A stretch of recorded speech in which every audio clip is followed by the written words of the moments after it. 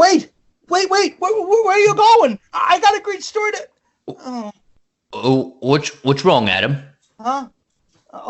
Nothing, Rune. Nothing. Oh, come on, you can tell me. No, I don't want it. It's silly. Tell me. I just want to spread the story of my idol, the great Rune, to others, but no one wants to listen. That makes sense. I just wish there was a way that I could reach a bunch of people at once and What if actually I be told you there actually was a way to reach a bunch of people at once? There is? Yeah, it's called a podcast. Yeah, I don't know about a podcast, okay? I mean, I wouldn't even know where to start. I mean, how do you record an episode? How do I get my show on all the apps that people listen to? And if you're helping, there's definitely going to be a charge. I mean, how do I make money from my podcast? Oh, that's actually the easy bit. It's called Anchor. You see, Anchor's a one-stop shop for recording, hosting, and distributing your podcast. And best of all, it's 100% free and ridiculously easy to use. Even you can master it, unlock telling the difference between a long bow and a long sword. And now, Anchor can match you with great sponsors who want to advertise on your podcast. That means you can get paid to podcast right away. In fact, that's what I'm doing right now by reading this here ad. Really? Wow. Being a sellout must be fun. It's fantastic. How do I get started? You just go to anchor.fm/start. Easy peasy dragon squeezy. Nothing simple about squeezing a dragon. That's just my name for my... Never mind. Just go to Anchor to create your podcast about the great Aaron. I'm sure people will love it. Will you subscribe to it, Rune? No. Wait, Rune? Where are you going? To be here. Quick few announcements before we get underway. First and foremost, our incredible sponsors at Ray's Energy Drink by Rep Sports. Make sure you check out Ray's Energy Drink if you want energy drinks that don't use caffeine, they don't have a sugar crash, and actually you can use them as pre-workouts and that sort of stuff. Ray's Energy Drink, it's actually the only one I like, interestingly enough.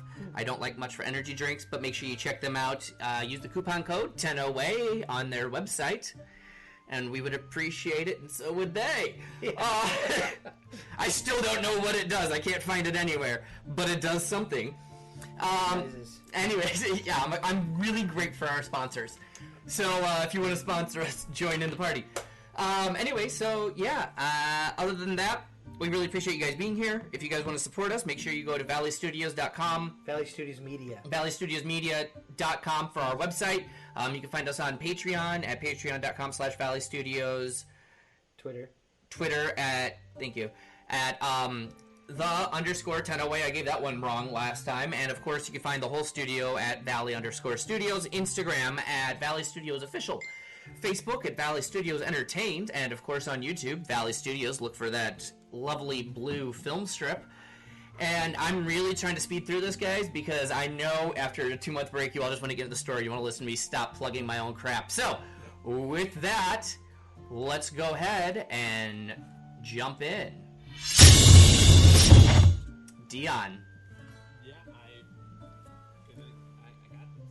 So, when we last left our heroes, our adventurers in Toneberry with a slew of quests to complete. Along the way, they ran into Sark, an anxious little halfling that is about goodbyes. The troop braved many different challenges, including owlbear, mischievous dwarfs, giant rats, lycanthrope rats, until finally arriving at the Shrine of Severs. There, after defeating what felt like an endless barrage of ogres and orcs, our heroes settled down to take a well-deserved rest. As they rest, Rune and Adam took the first watch, with Rune teaching Adam about giant rune magic. And that is where we pick up our adventurers today.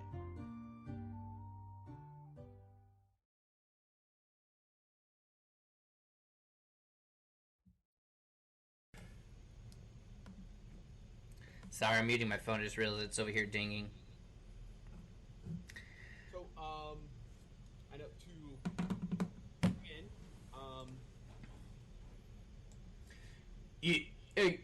If I could, I would like to, if it's at all possible, because I know we were kind of in the beginning of the long rest. Adam, if Yes? you don't mind doing a patrol around the outside, I'm gonna do another look-see inside, make sure no one snuck in on us. Yeah.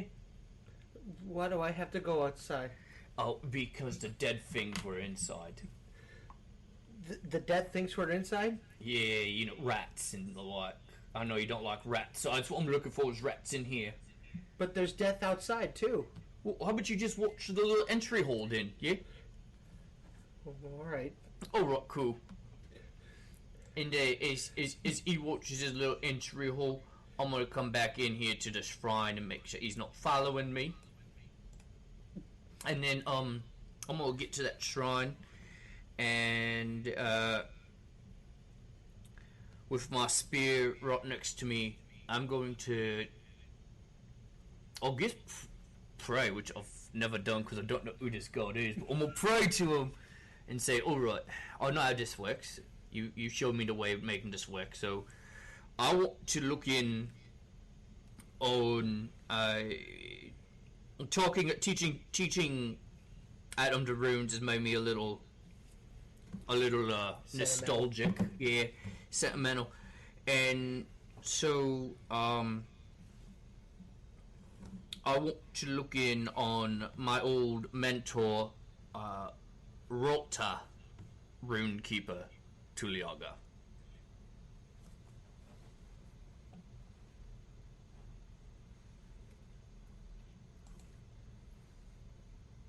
Did you get any of that? Yes. Okay. So, as you are using the pedestal, looking through, you start praying and utilizing the pedestal, and you get these images. As you're expecting to look in, you do see your old mentor working on something around a campfire. You're not sure. You can't really see what he's working on, but you see the writing all across the skin, and you see him hunched over, and he doesn't feel or notice anything. But as you're looking, out of nowhere, his head peeks up, and that's when he feels like somebody is looking in on him and looking for him. And this is where John, you would be able to feel that, or Rune, you would be able to feel this, and you can see this. Right, what's that then? I'm going to look around and see if I can detect any sort of disturbance around me.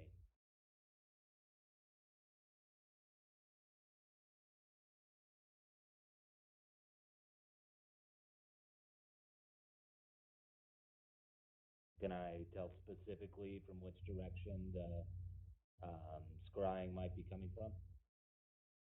Yeah, it feels like it's peering and it's coming from behind you.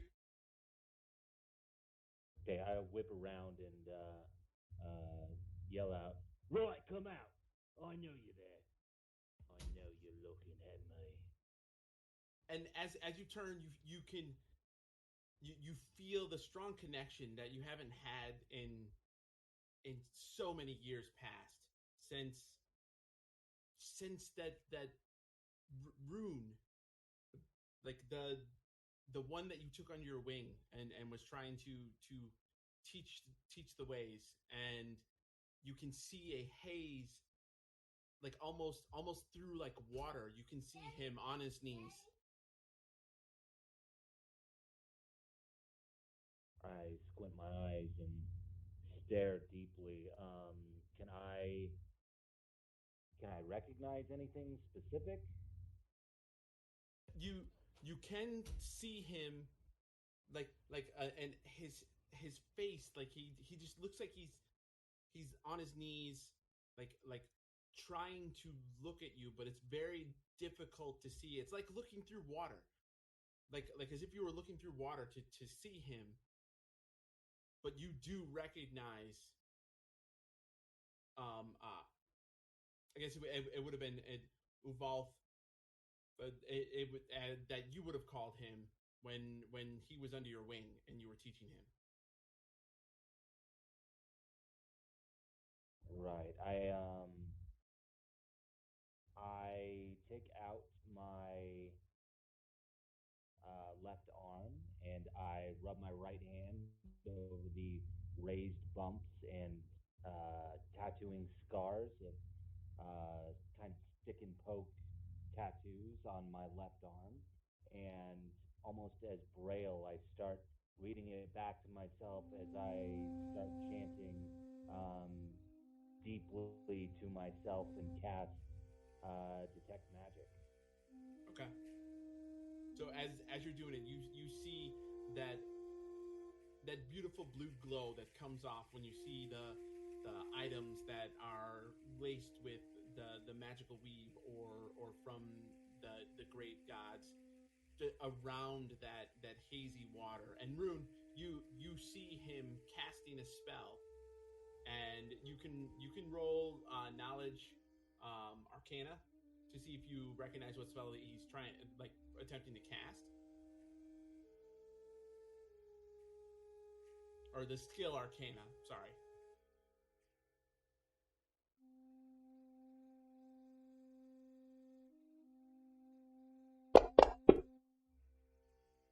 So with an 18, you know exactly what spell he cast, and as he is looking directly at you, you see like a light familiarization in his face as he is turned and looking at you. And both of you, it's like looking through the surface of water towards the bottom of a small pond, but you can clearly see each other. Hey, Rune Keeper, can you hear me? King Killer, is that you? Yeah, it is. Oh. Where have you been, bro? Hey, it's hard to say. In the last 3 days, I've done more than I've ever done my entire life. Although it feels like it's been months. I went and joined society for a bit. I'm trying to we're trying to get some answers. That's where I've been. Right. We thought you were dead. Well, yeah, I mean, you did shackle me for death, so I could see how you'd get that impression. That's typically what tends to happen. There's so much. Where are you? Are you with the clan? Well, you see, the funny thing is, not really. Some things happened, some things got out of hand. Look, right, let me come find you. Maybe we can sit down for a pint. Maybe we can sort some things out. I'm sure some feelings were hurt here and there. Maybe we can just clear the air, right? Yeah. I could use your help anyways. I'm at the shrine of the shrine of Savaris. It's between New Coneybury and Old Coneybury, if you're familiar. I know we usually stayed a little north of there, but I mean, it might take me a little while to get you there, but right, I'll pack things up and I'll be on my way. No hard feelings about that whole casting you out the dead thing and exiling you to certain death being thrown to your mountains. Look, I grew up in the clan, yeah. I'm not a fool. I understand how it works. Right. For the good of the clan, yeah. Well, if I get there, you're not gonna try and, take certain and exacting revenge upon me. Yeah, I'm not really much of the revenge type. Oh, well, good.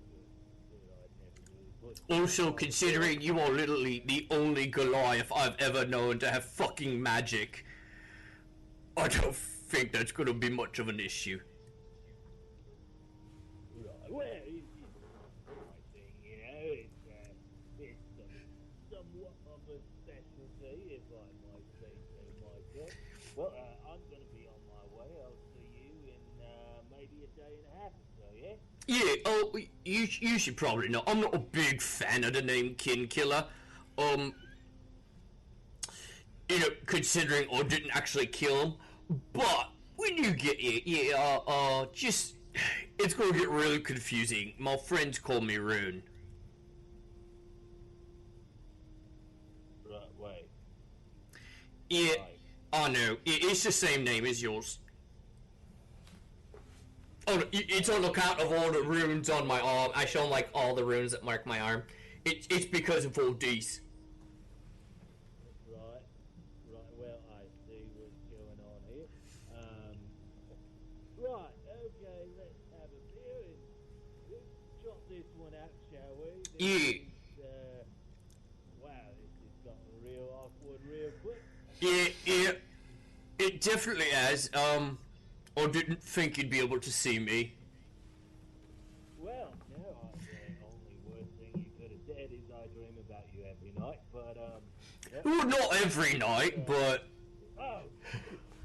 Good lord. Okay. Look, I'll just meet you at the tavern, okay? Yeah. And I'll drop the spell. If I know how to drop the spell, I don't know if I know how. No, so as he's talking to you, like one of the items that you're working with, like one of the bones that you had been going over and working on for like components, it falls down, and as it trickles, it rolls, it gets near the water, and it almost looks like it starts to waver a little bit, like if you dropped a small pebble in that pond, how it would have a ripple effect. It seems like it's doing that as well with this with this little visual that you're seeing. And Rune, as you see that little ripple start at the bottom, because you didn't notice that fall on the ground. And as you see that ripple, you look down. It looks like there's this little white thing protruding from what you've been looking through, talking to him the whole time. Rune, I have an idea. Yeah, right. Once you have all your things packed, why don't you just walk to me? Literally, just walk to me now. Okay, so if I'm gonna be honest, and I start packing up my things, this whole conversation has started out as a little creepy and has now gone full blown stalker. So, right, you know what? I'm just gonna roll with it. Let's count it. And I'm gonna grab all my things and try and walk through the portal. Okay. So as you are picking everything up, you get the things together, and you start walking through the portal, and you are able to clearly step right into the portal, and you are right there in front of them in this small stone room with a door in the back of it, with what looks like a small halfling standing behind there in awe of what he's seen in front of him. Wow. What? Oh, this is Adam. How did you do that? Hey.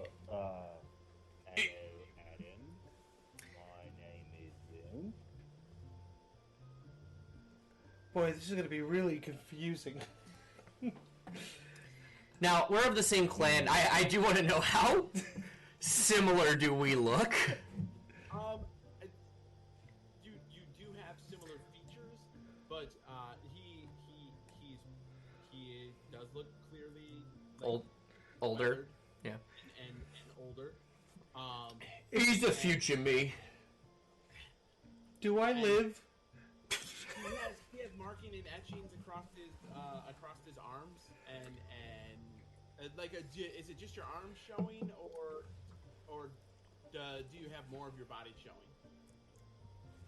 Right, I'm kind of covered in a bit of a brownish tattoo, off with brownish tunic, covered in bone charms, bones of small animals, the occasional human, maybe a couple of cow bones here or there.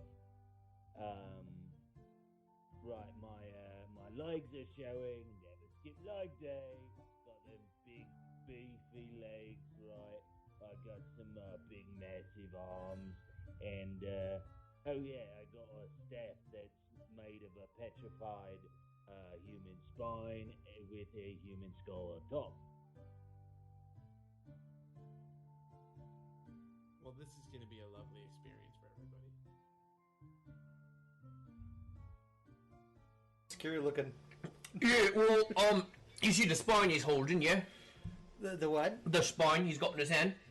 That staff. I was noticed. just talking to future me. Turns out you learn how to turn into a giant and I'll rip your spine out and use it as a staff. I don't ever want to be a giant. I'm happy as a halfling. Please don't turn me into a giant. Oh, I couldn't help it. It's your magic. What? Yeah. So, Rune, future Rune. Right. I'm making eye contact with her right now. I'm trying to figure out if he's even going along with this BS. Want to roll? Roll for eye contact? No, roll to see if he's going along with it.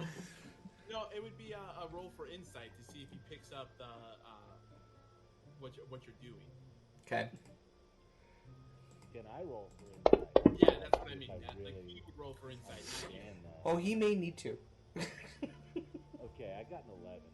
Okay, so What was it? 11? Yeah. like he's being fairly like it looks like he's playing a joke, which I'm not sure if you as a Goliath is ever looked at like humor and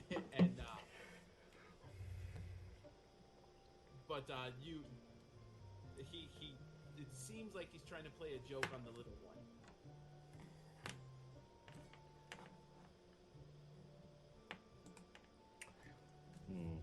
So if you want to play along with it, that's kind of how you're interpreting this. Oh, yeah, I think I'll play along with it a little. Right, this is actually your spine from the future. What? Keep it down when others are sleeping. No need to yell. But that's literally you with me, and I'm usually. Oh, no, it's alright. It's multiple different futures that intersect at different points, so there's no guarantee that you're going to be That? Dick. Yeah, see? It may not happen. It might just happen. What are the odds that it will? Future Rune? Well, look, all we really need to do here is trust that you'll be just fine as long as you don't mess anything up, right? Your future is secure and sound. Yeah, just don't miss any attacks when you're fighting something. And don't use a longbow as a longsword anymore. I have not done that since the last time. That was a one-time thing. Oh, we got a lot to catch up on. Oh, well, this guy it wasn't a one-time thing for him. I didn't know that. How am I supposed to know? Right, just try and keep those down to a minimum if we can. I'm just not going to lose it. I'm not just going to use it. Sounds like a good idea to me. Yeah. Yeah, that seems like the best plan. Right. Yeah, so we're all staying overnight in the shrine on our way to some old tomb where apparently there's some mystical sword or something. Wait, Rune. Yeah. Yeah. Oh. My Rune?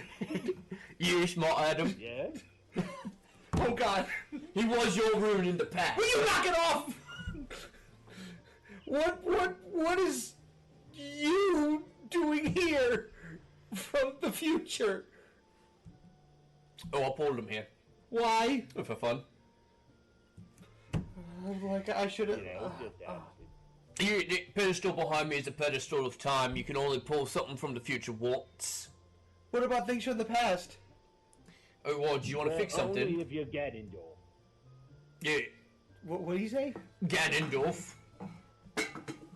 Oh, Ganondorf. Oh, it's something Future Room was just telling me about. Ganondorf is a mystical halfling, well known for his ability to seamlessly intertwine martial arts with magic and murder everything in his path. Sounds like a real jerk. Well, aren't all halflings? No! So, That's racist. As you're telling this to Adam, I need you to roll a deception. Which Rune? You, Aaron. Rune. Rune. 14. Adam, I need you to roll. I need you to roll an insight. Okay.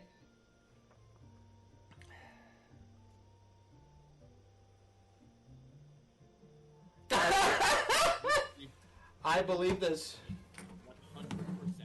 100%. Success, John.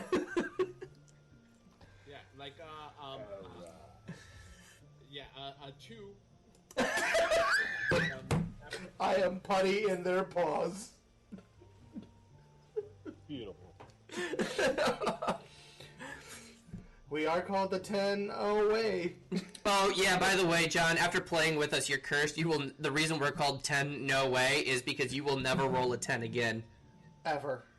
Oh, nice. I don't know if you used to roll well or not. No, that's not a bad thing for me. 10 is like my average roll. Oh, we just destroyed his average. We generally don't ever roll higher than 10.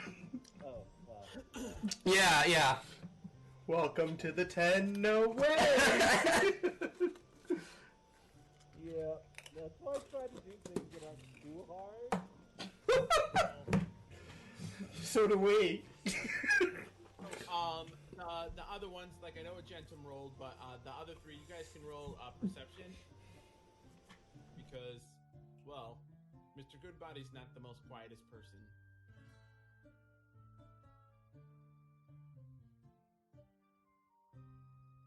Of course, I say that, and then I roll a 16. So, 15. Inmar, you hear conversations and stuff going on in the other room. Nigel, you hear it as well. I choose to ignore it. And go Daniel, back you're to still my asleep.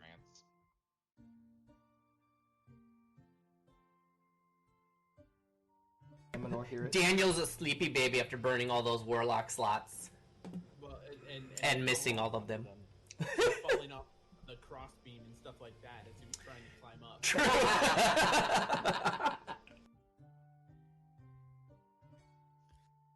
Nigel sort of groggily rolls over, is like, "Who the hell is shouting?" Oh, you know exactly who is shouting. Well, it's a rhetorical question.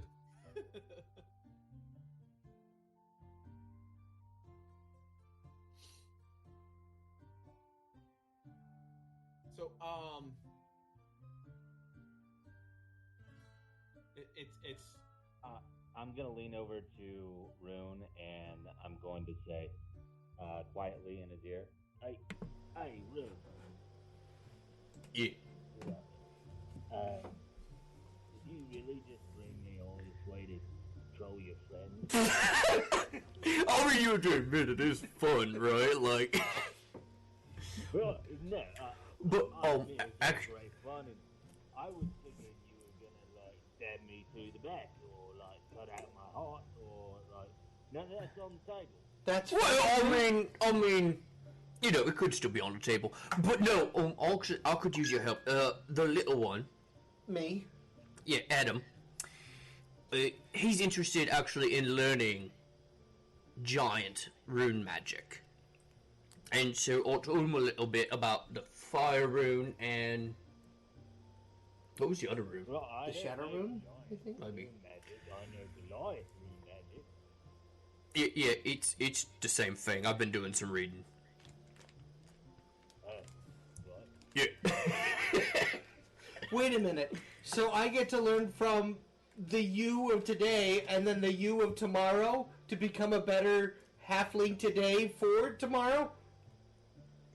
Did you follow it at all? Right, no, I didn't follow any of that. Yeah, you guys are rude. Oh, yeah, that's exactly right. Oh, yeah, we should probably stop fucking with him, yeah? Yeah, right. Yeah, this is not future me. It's not? No, this is someone from my past. Oh, no. Yeah, this is Rune of the past. I'm Rune of the today. This is not you from yesterday. No, he's not me at all. He's just Rune from What? the past. But you're Rune. Yeah. And that's He Rune. doesn't call me Rune. What does he call you? Rune from the past, a rune from the future. But the future is today. Yeah. So you're the Rune from today, Yeah. but you came from yesterday. What? No. No. Right, no,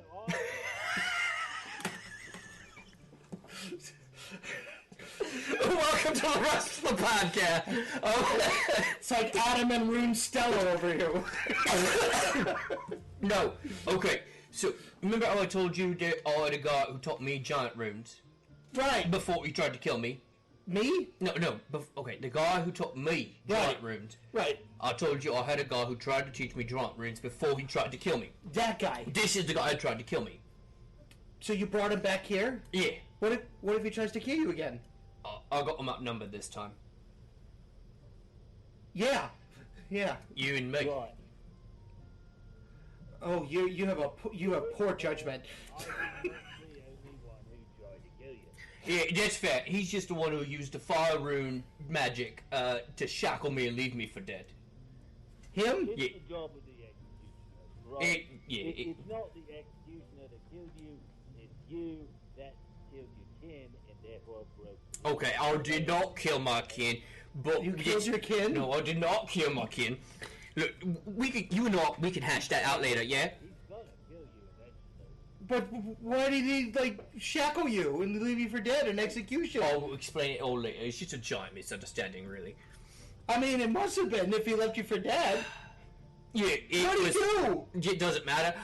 Listen. Yes, it does. I sleep next to him. What did he do? Say that again. It was a misunderstanding. We thought he was dead. Oh. Yeah, he left me for dead, and he just realized. Oh, look. Okay, so this stone behind me actually lets you look in on people. And after I told you all about him, and I was teaching you giant runes, I got a little nostalgic, so I looked in on him. Well, it turns out you cannot. Not only can you look in on people, but you can pull them to you. So when he realized I was standing behind him, it was a little awkward. So I had him just come through the portal and join us. The guy who tried to kill you, you brought here. Yeah, to help you. Too big I don't- that wasn't just me. It was not. It was a clan decision for the good of the clan. Oh, you must be really messed up. You have no idea. So listen, here's my recommendation is we're getting real close to like letting the others wake up to do their patrol so that we can go to sleep yet because I like to sleep. So why don't you and I hash this out in the morning over some fresh cooked breakfast? Yeah. Oh, you're cooking? Yeah, I'm cooking. Oh. I'm a good cook. I cooked some nice dragon for you once. Yeah, I nearly died. What? No. I don't think so. Maybe you did. Alright. So with that, I'm going to walk back towards the entryway to, I guess, wake up the next people to take their shift. I'll join them.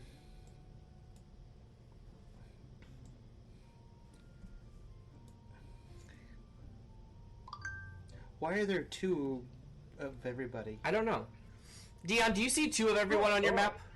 No, No, I only see one of everybody. and Rune What's that? from the future. I only see one. My map is currently in read-only mode. I can't move anything. Huh. I can move myself just fine. Maybe it's your icon. Hold on. Let me. Yeah, because there's one that has like a little purple dot. I think that's his mark. Well, no, because Daniels has that too. Alright, let me. Yeah, Amador's too. That just means that you're wounded. Oh. So Daniel's not being woken up because he needs to finish his 8 hours because he literally was like down to like no. He's a sleepy guy. He's a sleepy baby. He's a little sleepy panda. And there's 2 atoms and No, 2 you're runes not. on my I'm gonna map. have to reopen the map real quick. Oy. Okay. It's called. That way you can search it really fast. It's called Shrine. Yeah, it's still saying read-only. I can't move anything. It works for me just fine. Working fine fact- now. Yeah. Okay. So you can move your character and stuff. Oh crap. How do I zoom? Yep. Did I accidentally I'm delete my required own to sign back token? in, You just did. after the rest of them. So, Rune, as I'll say, Uvalpa, as you're leaving, you turn and you touch the shrine as you're stepping out, Mm-hmm. and then this you see another vision, and in that vision, you can see like these this very, very large white dragon, Oh, God. and it's laying atop of what looks like an ice covered room, sleeping, Okay. and it like pops its head up, like almost as if the same as what your mentor had done when it turned,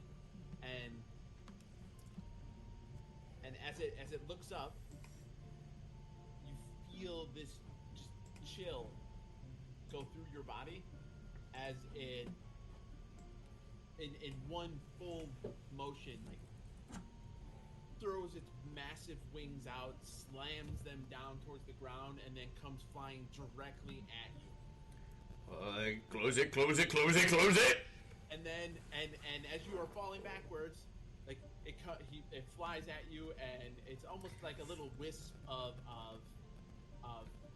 ice mist comes up off of the shrine as you're falling backwards, away from this thing, from what looked like it was flying, trying to come right at you. But the last thing you see as it's coming out, it was this massive, this massive room, and as you were coming backwards, you could see as the dragon was coming out what looks like the top of a castle outside its busted open stone roof. All right, yeah.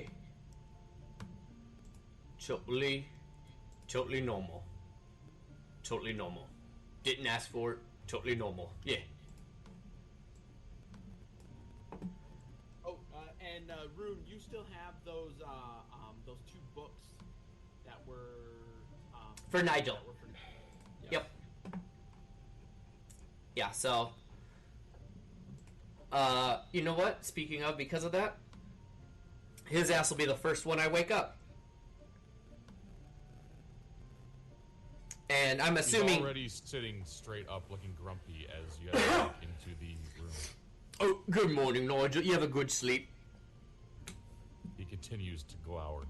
Yeah, it's what for. Rune, this is my best friend, Nigel. Oh, hi, my name's Rune. Nigel, like, doesn't even, like, his face doesn't change, but he just sort of, like, moves his hand upward in, like, a half-assed waving motion. He said when we finish our quest, we get property that him and I are gonna live together. Anyways, hey, Nigel, I got something for you. Right, I always want to Is he like 4 more hours of sleep? No, it's better than that because you've had your full. This is the books. I found them in the sanctuary. I think these were the ones you were looking for. They're all magical and shit. The tomes, give those to me. Kind of grabs them and I'm gonna takes them hold. over. I want to hold them up above his head real quick. Who's gonna live with you? Roll to punch him in his nuts.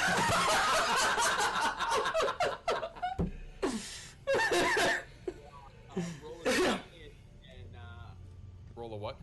you would roll. Wait, actually, I think you have a unarmed. You do not. All right, so just roll a 20-sided die and then add the +2. Should be a higher to hit because it's aimed. He's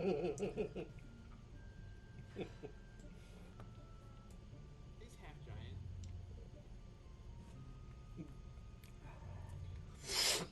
Oh, I hope he just decks you. I kind of do too.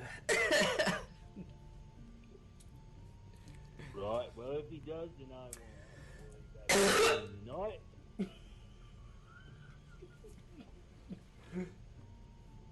Where's the roll?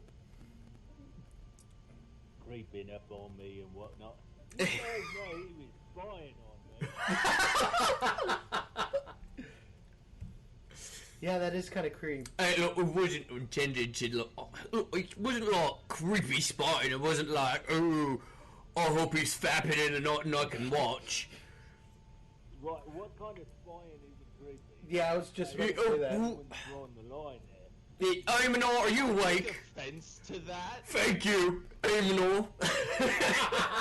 I make a living off of that. So you're gonna call my very profession offensive? Well, you are kind of creepy. Love you, bud. Yeah. There we go. I did the quick roll for Nigel.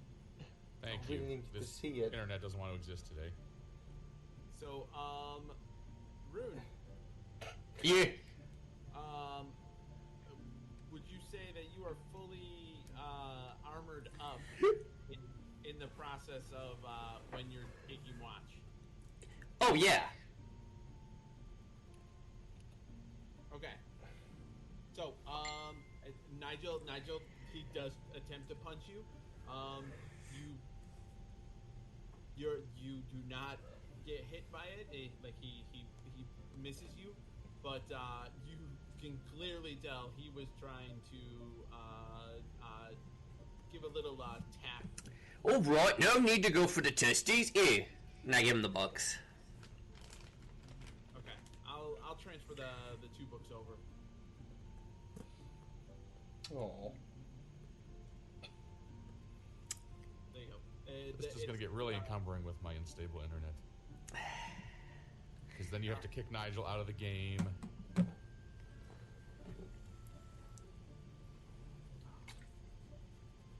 Right, are you sure you had your car seats on? I mean, it wasn't less than 15 seconds ago that you were wanking it above me. Okay, hey, I was not winking it. I was watching you. Well, that's what I said. I like him. Shut up, Adam. Do what, Rune? Look, okay, listen. I was feeling a little homesick, and I looked in on the one person who I trusted to a certain degree, as far as you can trust a Goliath, of course. And Right, we never did any of that. Trust me, we never did any of that. Right. Hey, it's ask, don't tell. Nigel looks I between would his now rather- sore fist that he just punched against the codpiece. This, like, older twin of Rune talking about really depraved acts. He just thinks like, I don't know what part of this I hate more. So retreats over to the corner to make sure his books are in fact what he's looking for. And they are.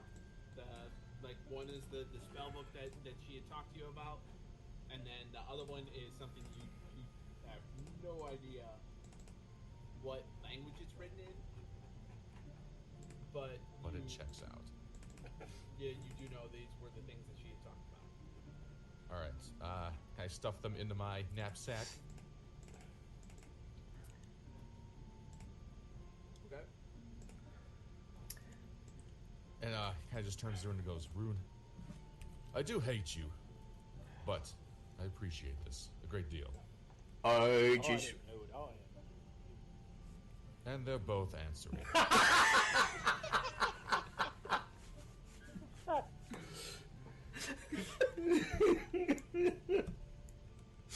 I mean, to be fair, this is the first time we ever met. He's completely unfazed. He's right, this is the first time you guys have met. I mean, I get it if everyone starts at zero, but Yeah, I think... You're kind of waking up a little bit because there's a lot going on. Right, he's you can't avoid it forever. He goes, all right. Why are there 2 runes? Yeah, I bet that. I'll point him here. I saw it. It was awesome. He was all like, there was no problem I walked through. Oh, yeah, okay, fine. If you want to say, yeah, you walk through. I thought you said you pulled him in. Well, I mean, it was on my behest, but I said, hey, walk to me, and he did. So it's like me pulling him through, I just did it verbally, not with my hands. Oh, This is even less clear than when it started. Yeah, okay. So, I pulled him through a little transport thing that exists in the other room. Confused yet? It's the same thing we found your books under. Wait, we're not going with on future you? Nigel just got eyes narrow. No, they are all a lot smarter than me. They catch it quicker. Your future Rune. Jeez, Adam's just. I stand corrected. Yeah, no, Eamon, no, this is future me, but future me from the past, not future me from the future. Wait. Right, I'm getting out of You don't let me know when you switch tactics. Wait, if that's future you from the past, then that would literally just be you in the present. Oh, I think you're onto something, and now I turned to other Rune and winked, like let him know. So you managed to clone yourself. More complicated than that. See, there are many different futures and many different pasts. So at the same time, while he is future me from the past and I am past him from the future, we're still from different places, right? So alternate universe? Yeah, something like that. I'm still confused. Yeah, we figured. We are not surprised. Oh, well, I think it's time for me to go to bed, yeah? Me too. I have a massive Is headache. check on both rooms. Right. I'm actually just going to stay up all night and keep on That is watch. a 16 for the first rune and 3. Woo! Nat 20 minus 1 for a 19 on my deception. So, yeah, I mean, everything looks like it's being straightforward. Can I take Okay. performance instead of deception?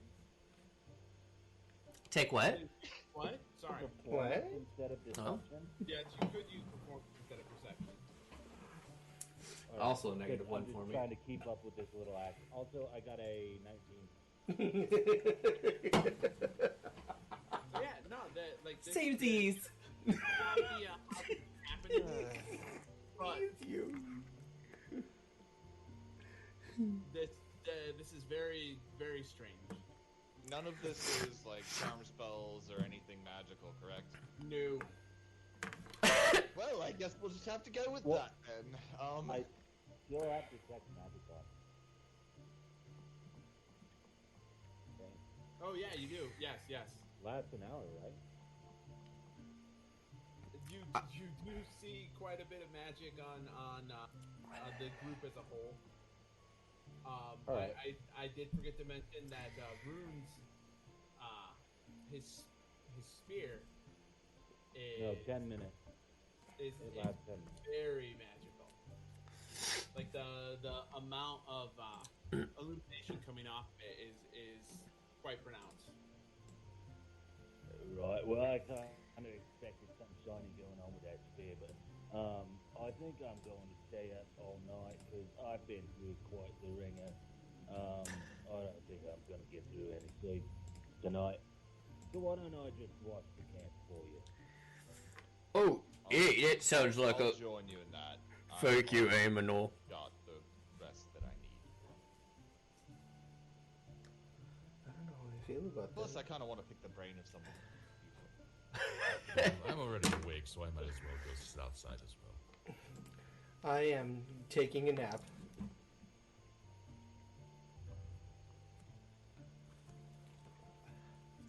Okay. So Roll to take a nap. I don't see my nap skill. It's under rest. It's a natty one. You trip on the way down and hurt your head.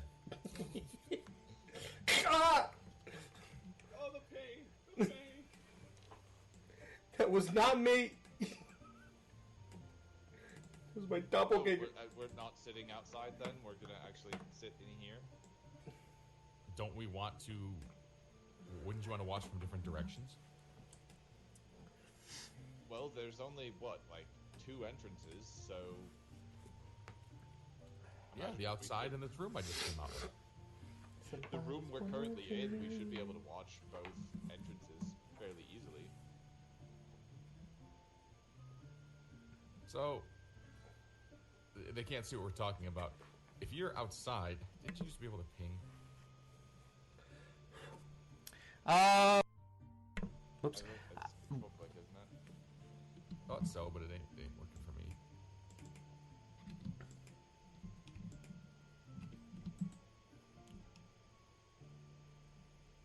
Either way, there's clearly a crumbled wall that leads to the outdoors, Yes.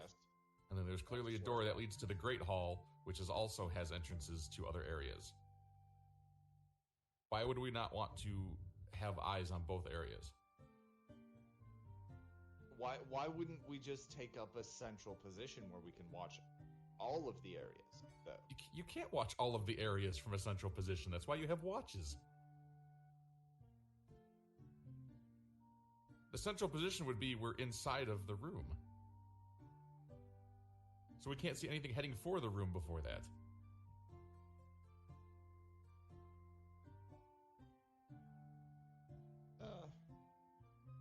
Very well. Then where do you want to post up? Well, I already am. Okay, so you've got the Great Hall then. Yes. I will. I guess I'll hang out here out front.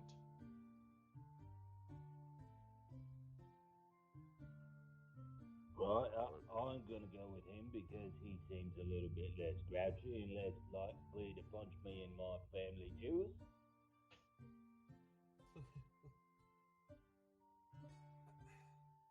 Okay. All right, sorry to be out of character. You're really confusing me now. I thought you were saying I'm just going to move my token. I thought we wanted to watch here Okay. and then a watch in this direction. That's why I went in this direction.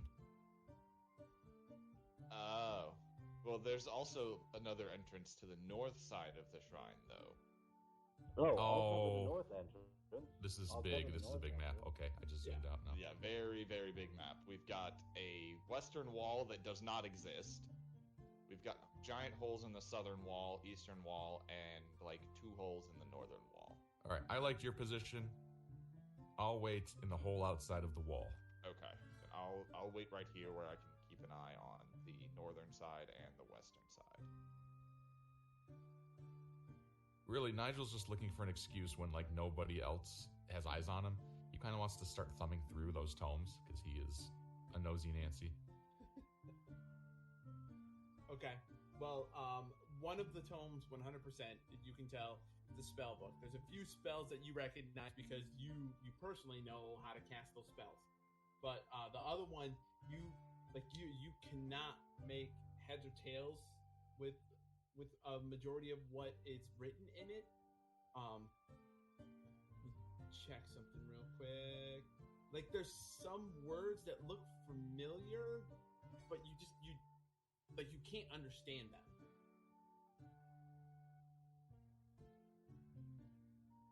It would be a blind guess because I'm not trained in it. But is there any role I can do to discern some vague idea of what it is, even if I can't read the content itself?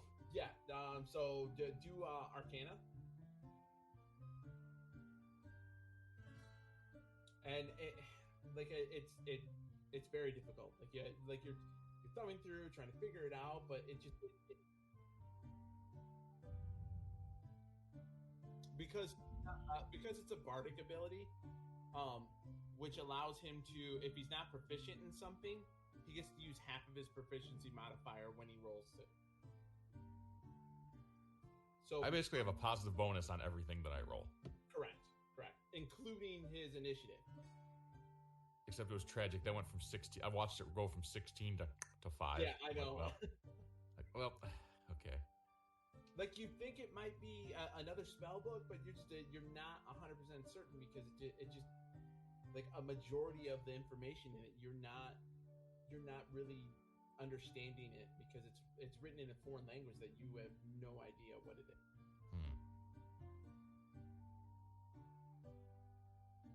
All right, he just puts the book away, grumpy that he can't glean anything from it, and then pulls out his lyre and just starts quietly strumming away on it, killing some time during watch. Okay. Did you say quietly or violently? He's striking up a sick metal riff outside quietly. on his lyre.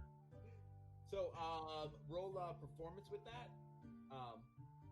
because I want to see if you are going to help your group sleep, or you're going to cause more problems. Then Now I'm trying to roll the dice and it's saying cannot blah blah wild card. There we go. Oh, there we go. Oh yeah, like 100%. They are feeling great, and you are going to help them sleep. They are asleep as fuck with the natural roll of 20 plus 8. Yeah. Everybody Right, just does that violently mean I drops to fall sleep. Sleep on watch. Actually, even oh no, I guess Amador, he might be far enough away from you, but everybody that is around you, they are very, very comfortable.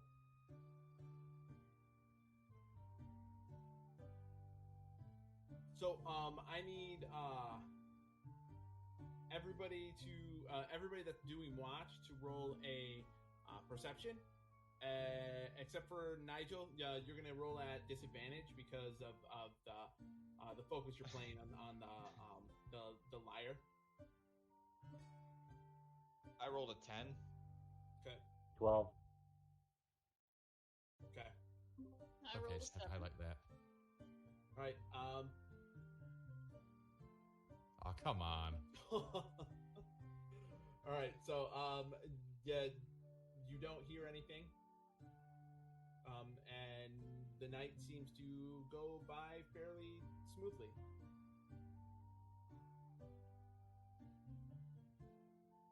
Now, as everybody's getting their rest and it's starting, everybody's starting to wake up. Is there anything that you guys want to do to prepare for the day? Coffee. Whoa. A lot of coffee I didn't sleep last night. Oh, yeah, that's rough. Start modulating after you don't have enough coffee. Every experienced that myself. It doesn't sound very fun. Yeah, I want to check, did they have the ogres and orcs, did they have any reserves of anything I could cook on this, fireplace here? From what you saw, Tanner had found, or Daniel had found some things when he was out rummaging and going through stuff. Yeah, did he share that? I'm not sure. Daniel, did you share any of the stuff you found? I did not, because nobody asked if I found anything. Oh, okay, yeah. Hey, consider this me asking, hey, Daniel, hey, when everyone, I guess, when we were all, walking around just after we, defeated the, endless orcs and ogres, did anyone find, like, where they were keeping their food so I could cook us some breakfast? I'm still asleep. Are you waking me up? Yeah, I'm gonna go over and stroke him till he wakes up. Right. It's not weird, this is how Daniel likes to be woken up. A human. Yeah, I'm sure everyone does. Yeah, I'm gonna wake him up. Hey, Daniel. What do you want? Yeah, you were doing your thing and you were running around this place real fast yesterday after the orcs and ogres. I figured that's why you're tuckered out. Did you find any foods? Looks asleep. I found a nice weapon, though. You found a nice weapon, but you didn't find any food? Didn't look for it. Didn't need it. Yeah, well, we do now. I mean, go look for it. I've never seen anything. Alright. Yeah, if you want... Alright, everyone take a corner. We're gonna find food. We're hunting within here. Well, I have I'll point in the direction where the barracks were, and I'll be like, the barracks were over there. Yeah. The best bet. Here, I'll go look. I'll go walk over to where the barracks were to see if I can find any food. I mean, when you get over there, you find some scraps and some not very pleasing, but like it does look like there might be some food. It does not look like it is going to taste very good at all. Yeah, I was hoping for like some fresh eggs or something fine. I'll come back. The rations that we took before we left, I guess we'll just start cooking some rations on the fireplace to make like a somewhat decent breakfast. Okay. Do Breakfast. Survival. Woo! Nat 20 plus 4. Well, Wow. that's freaking beautiful. Rolls are actually been pretty good today. Yeah, And now they're gonna suck. you pop Yep. you pop that fire up, and you are 100% cooking what smells amazing with the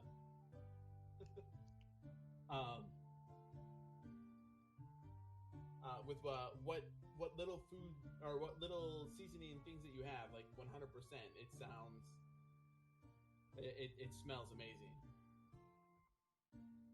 Yeah, alright. I'll get your breakfast before we get on our horses and go, yeah? Don't mind if I do. Do I have to roll anything to eat this? No. Or can cook, you know.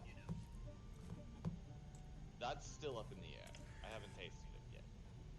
You've tasted my dragon and it was good. That was hobo, not dragon. Right, yeah. So, I guess while we all eat breakfast, I will actually introduce Rune appropriately now to others. You're gonna introduce yourself? Well, no, he meant me. Yeah, I'll meet, Also him. Take your time. yeah.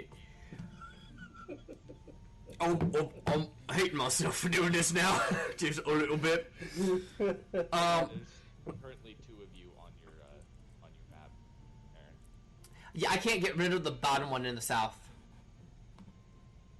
I can only control this one up here. So. Nice. Alright, so you all know my name is Evokta Runekeeper Tuliaga. My name is... Yeah. And, this here, his name, well, he was the original Runekeeper. He taught me what I knew about runes. Not these runes, but giant runes, for magic in the lock. And I'm looking for, his name is Rokta Runekeeper Tuliaga. So, Rokta, Uvokta, they're different. It's a clan thing. And, It's not a clan thing. That's my name. well, okay, only Runekeeper. Our first names being so similar sounding, that's a clan thing. Of the Tulga clan. Oh, wow. Can't even say things. Of the Tuliaga clan. So, yeah, Walter Rune, sorry. This is, as you met Amonor last night. He's the sneaky spy one who likes to watch people fap in private. The grumpy one and my best friend. That's Nigel. He's my best friend. The other crabby one, he's not really crabby, he's just doesn't talk a lot. That's Daniel. He's a nice guy. He likes to be stroked awoke. I thought I was your best friend. This little one here is Adam. And then, wait a minute, I thought I was your best and then the girl, she's a Jetum, and she's actually the one who saved my life. I thought I was your best friend. Oh, right, well. Oh, and everyone, just so you're aware, Runekeeper here is the one who tried to kill me. Oh. That's cool. So Can anybody tell me if this axe is special?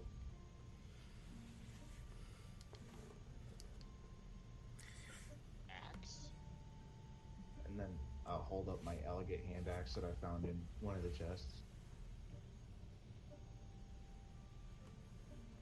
I mean, well, I could tell you if it's special if you hand it over to me. I'll hand it to him. Sorry. I cast detect magic. Okay.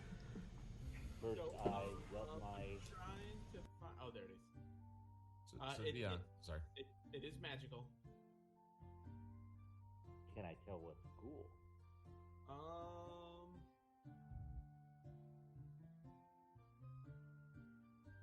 Oh, sorry. Yes. It is enchanted. With a. An enhancement effect. It doesn't say exactly what it is, but it does look like there might be some type of necromantic effect on it. Would identify Right. tell us what we need to know? Yes, identify would tell you everything that you need. Well, I don't have identify, but I can. He reaches his hands out for the axe that you just took, even though you're a room away. right. Let me just dimension the door, and that's a waste. These Mr. Fantastic arms reach in and take the axe from Daniel. Okay. So when could you do that, Nigel? I am going to move the hand axe to Nigel, and I'm going to let Nigel whether or not he wants to let Daniel know exactly what this does, just based upon what the based upon what it does do, has some level of prevalence.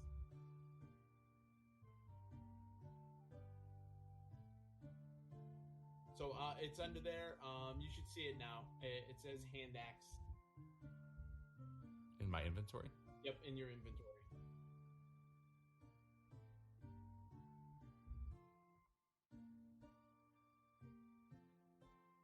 Sorry, I'm not trying to waste time. I'm inspecting it. I can see the name, and I can't see much more than that. Is that what you're telling me?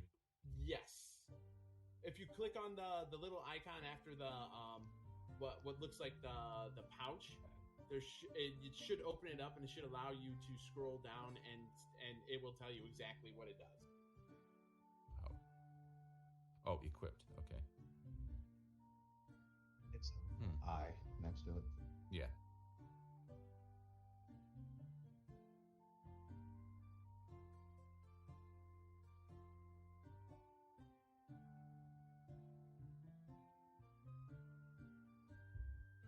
So Nigel kind of sits there and runs his hands along it, does a lot of pedantic show and tell, like, for effect.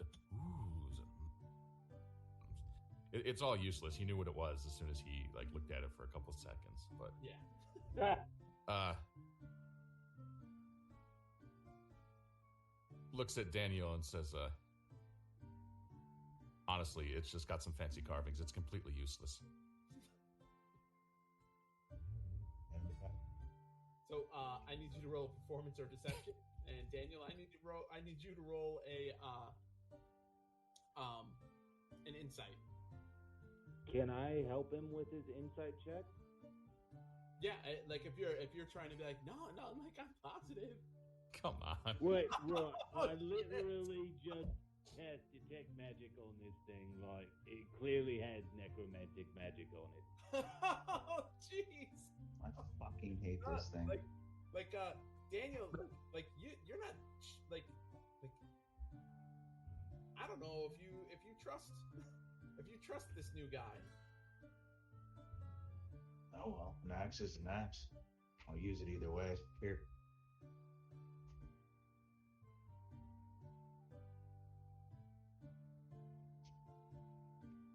Nigel kind of in disbelief that he got away with that. It's all right, I'll give it to you straight. This axe would actually be terrific against giants. It's got some extra kinetic energy behind it. I think if you were to strike a giant with it, there'd be a good chance you could fell it in one hit. Okay. Axe is an axe. Here. Which seems to make a correlation between, he points to the axe and then points at the humongous giant spine being held by future Rune. Right. Well, he was just kind of a rather large. Did I ever tell you the story about how I got my staff? Staff? Nigel just looks I don't know where this is going. aghast. Do you want to move in the same room with us? It's really disorienting to see you in the Great Hall. Oh, sorry.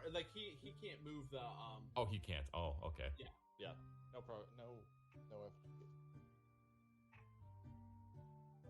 So while they're wasting time, I'll reach out and just grab the hilt of the axe.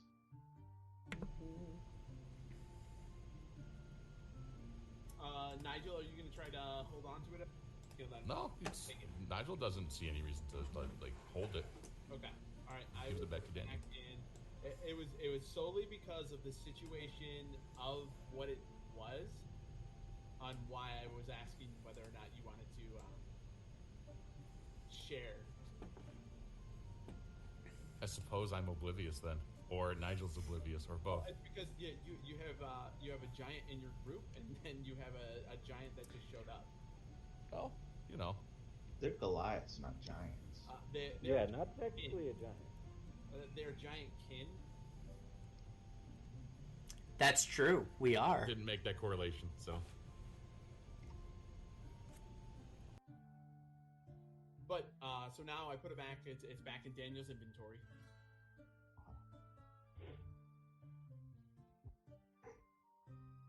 So now food's all ready to go.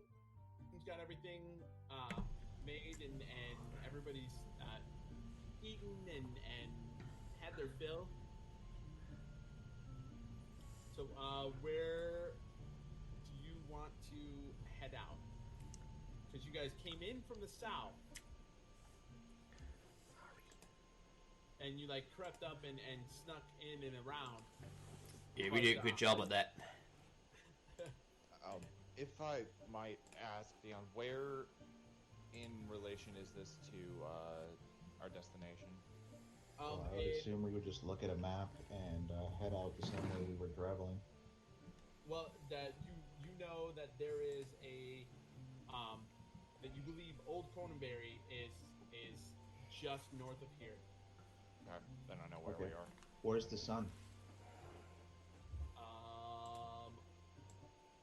It's in the west because this is Faerun, not Earth. Well, you know what? Even in a fictional world, the sun's still gonna rise in one side and set in the other.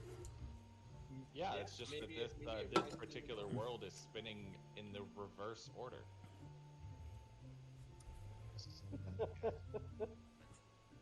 Yeah, that's how I got past me here. So, yes, the sun is on the west. And in this world, does the sun rise in the west? That means. Yes. All right. Actually, it does both. Like, if that's west, it means that's north. We should head that way. Which way? Which way is north and which way is south in that case? Wait, are you saying you don't know your north from your south? No, I'm saying that The Daniel over road- here is being the very road- confusing.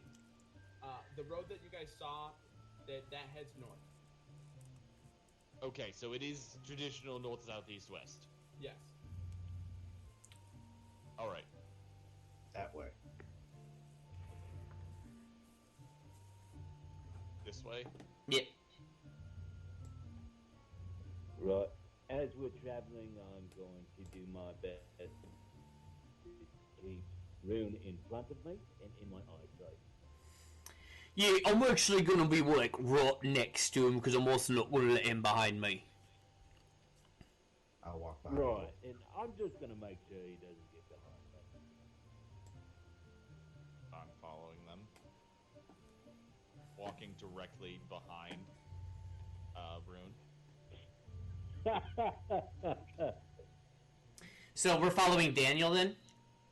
Yes, Daniel was the one who was heading, who was kind of guiding the direction.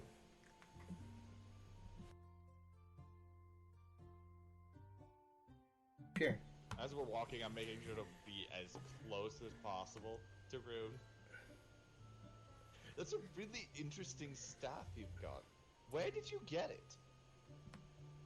Right, let me tell you about how I got this staff.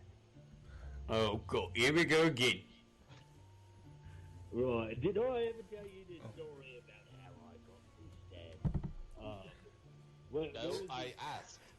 So please It's continue. like a Batman villain. Right, well, it was this bloke, and I was working on me room magic as I always am, and I was attempting to raise someone from the grave in order to help work on our commune, right? A commune which Kinkiller over here has entirely abandoned and left to our fate. But I was attempting to ease the burden of our fellow laborers and comrades when this bloke over here walks in and starts talking to our village, starts asking questions. He trips over and falls on me old staff, right?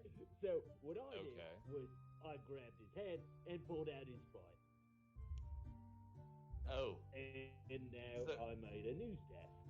So how did you keep his head attached to his spine though? Wouldn't that just pull out? What? Chilling touch. Wouldn't they end up separated? Right, no, I petrified it instantly with chilling touch. Wouldn't that freeze it though? Right, it's part of the process of petrification. Petrification, under my understanding, is the opposite. Right, no, it's all fancy, wancy, wibbly wobbly, magicy wagicy stuff. Okay. What compelled you to use a human spine as your staff then? Well, he broke my last staff. That just down there, seems right? a little bit overly cruel. And that's why you never step on another staff, or you could become the staff yourself. Yeah. Right, it's part of our ancient tradition.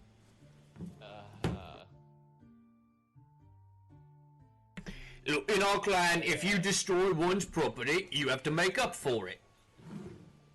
Yeah, that's understandable. But it seems a little bit extreme to turn someone into a staff. Hey, RG. No.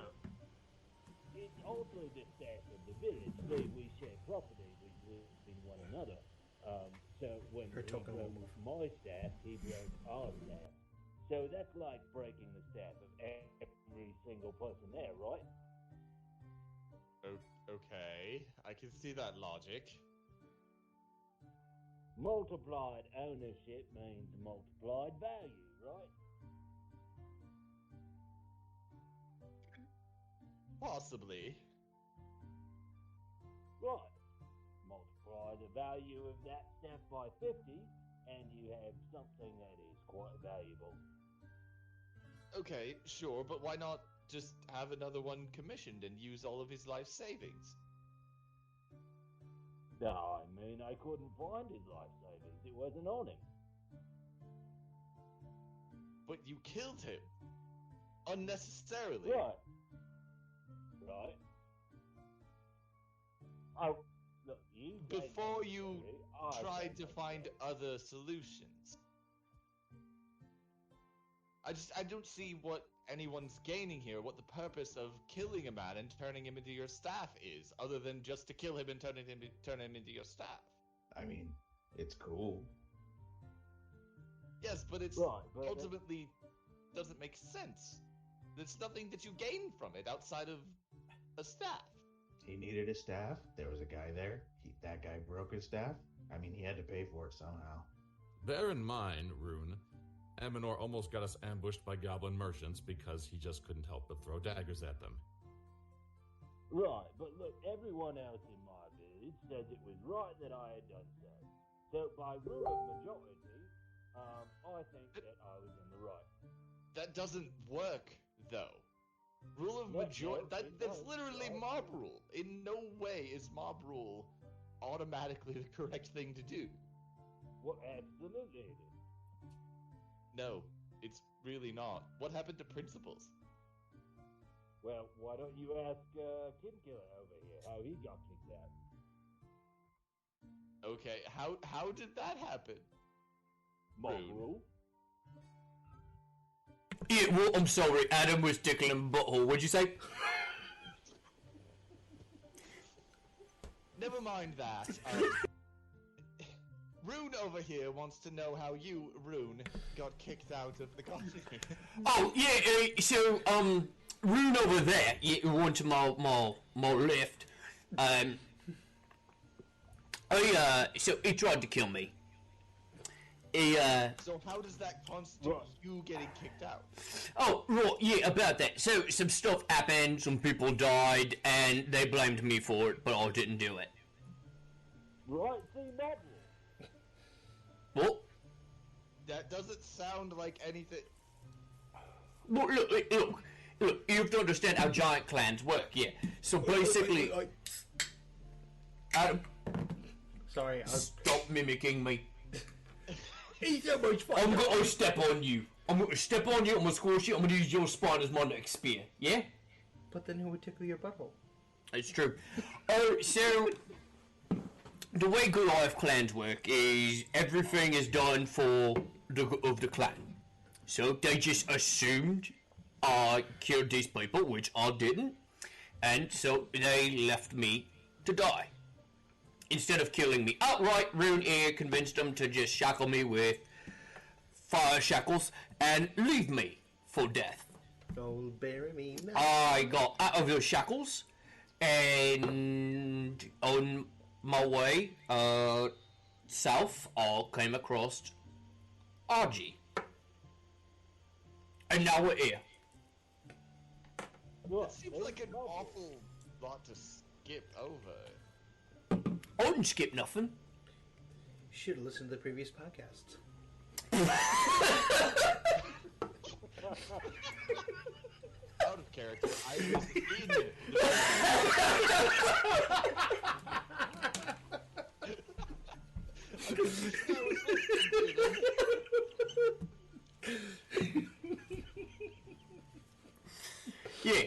So that's what happened. But I'll try telling Rune here. I don't hold no grudges. I'll get it. It's all for the good of the clan. So long as he's not going to try and finish what he started. He's not going to try and kill me. Yeah, please don't do that. That just seems a little backwards to me. I think you would want to find the actual culprit instead of just assuming that it's someone and immediately kicking them out and then never actually finding who actually did it. Yeah. Everyone knew it was him. Look. So clearly clearly everyone didn't. Yeah. Right, no, we didn't need a trial there. We didn't need any sort of evidence. It's clear that everyone thinks he did it, therefore he did it. Oh. Well, that sounds solid to me. Shall we go? Oh, yeah, I think we should, Nigel. We're just waiting for that voice that narrates our lives. We are hardly equipped to become the moral police. You hear that voice too? Hey, I do hear that voice, isn't it weird? Wait, what voice? What voice? The one that narrates our lives. You know. Yeah, I do hear it. It's am I dreaming, or is that a dream? Would you like to know how I got this staff? God. Didn't you just tell me that? I thought that staff was me. Sitting here on this cart. There's an old little goblin merchant who was selling things. So I asked him how much for this staff, and he said 15 copper. So I bought it for 15 copper.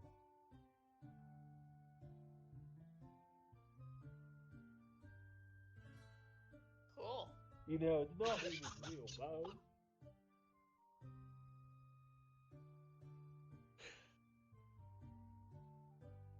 I'm gonna insight check that. Okay. 14. Okay. If he. I got an 18. Okay. So I mean, it sounds like he's not elaborating or. Oh, but didn't you just say you killed a man to get it? Right, well. Yeah, me! Sorry, I didn't catch all that. You just started. You started to have some tiredness, and you modulated a ton. What was that?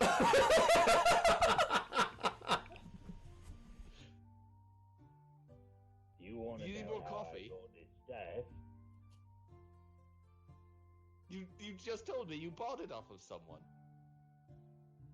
Oh no, it's an ancient heirloom that I inherited through my grandfather. I give up. Let's just go.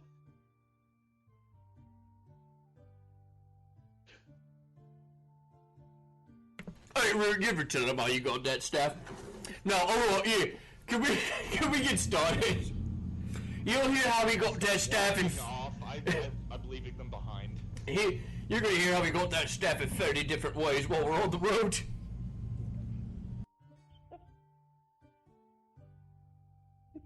Well, I had assumed you guys the group was traveling.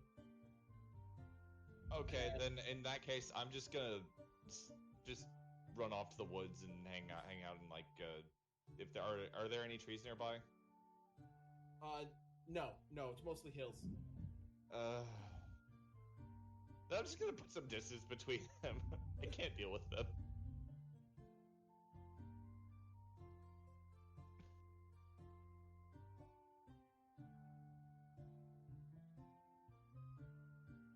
Hey, what map should we be on, Dion? You can be on the main one.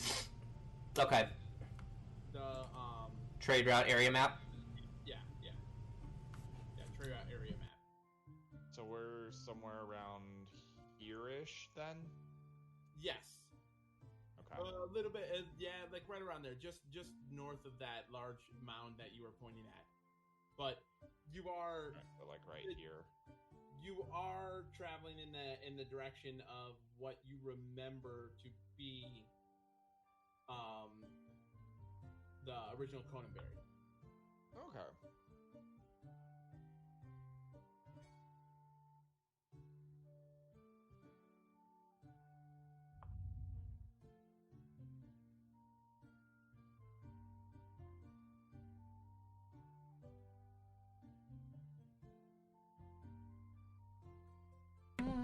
So, I figuring Tanner or Daniel would need to make a perception check because he was the one that was riding in the front as he was leading everybody out.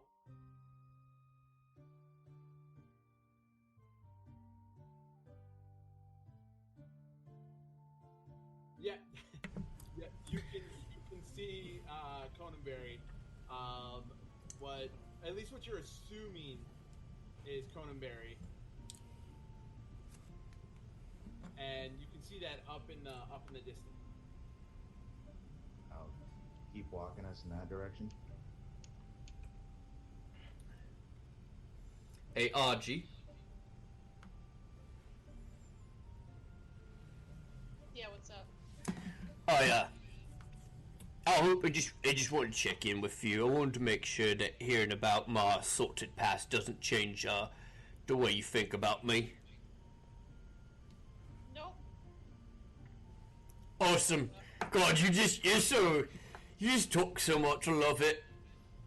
What with a few words. Yeah. Alright. I appreciate it.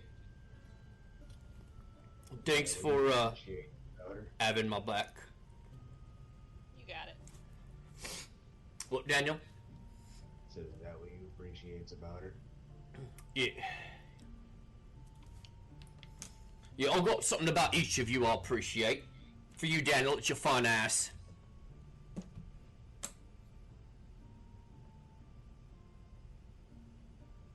Oh, I'm sorry. Did you guys want me to go through my list? Daniel wrote Little Nice Bud. Clearly they were waiting. You actually have a list? Yeah, don't you? You don't keep a list of all the things you love about your friends? I think Archie just admitted that she had a crush on I Daniel. do. Oh, what's on your list? What do you love the most about me on your list? He just blinks a few times in Rune's general direction. How long is this list? Oh, well, it should probably actually cover us all the way to Butterskull Ranch if you want me to read it out loud. What was that, Amanor? How long is that list? You could write it on a ribbon. I figured as much. Oh, he meant Nigel, not me. Anything about me on that? He just blinks a few times. How about me, Nigel? Well, tell me how you really feel. I did. I think when he does, I think he's flirting with you. Nigel, we're cool, right? You are never cool, Adam. I think you're alright. No, you don't. That just hurt my feelings. They were both in the wrong. Yeah, so, Rude's list of what he loves about his friends. Right. I'll do it alphabetically. So, Adam. Yeah. Alright, moving on to the next one. Argentum. She is sweet. She is kind. She is easy to talk to. She is trustworthy. She is super strong. She's a fucking badass. She's got some pretty cool magics. And something tells me within her people she is considered one hell of a fucking babe. Alright. Nigel sort of like nods along and goes, come to think of it. You are the only one who has never done something to make me want to end my own life on this trip. Wait, did I already get to that point?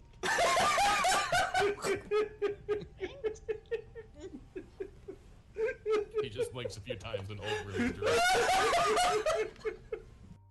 Well, if you're gonna do it, hurry up, because I'm a necromancer by trade, a rune necromancer. So if you could do that, it would be go on, chop chop. Here, use my dagger, Chief. That is the worst segue into a conversation ever. And why would you admit to such a thing? Well, his necromancy always helped out the clan. It's okay. He's doing the stuttering thing again. Get him some caffeine. He's speaking real in some quick. sort of tongues. No, it's just what happens when he's out of energy. Right. We could play What Do We Like About Each Other, or we can head back to Conanberry. I vote Coneyberry. I vote that too. Yeah, Yeah. that's where we're supposed to be going, right, Argy? You got the list, yeah? Wanna Look go at us home. agreeing like best buds, Nigel. Oh, agreed. Can't be a best bud. Best friends forever. Yay! Argy's my best friend. That's still up in the air, What am I? given the fact that you nearly killed me. Well, you had it coming. Wait, no, you did kill me. Like, listen. Stop saying things like that out loud. You're going to give Rune the wrong idea.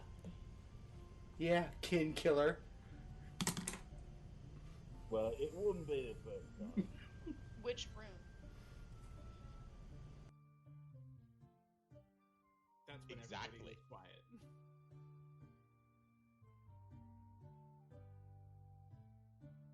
So, as you are all chatting, you do come up on this old.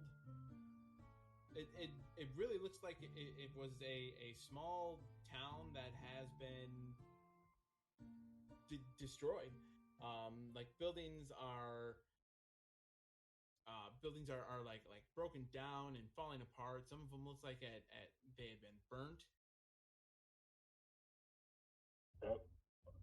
Rune's been here. Alright, that was a little uncalled for. I'm sorry, that just kind of slipped out. I didn't. No, we're on good terms here, yeah. Right. Old habits die hard.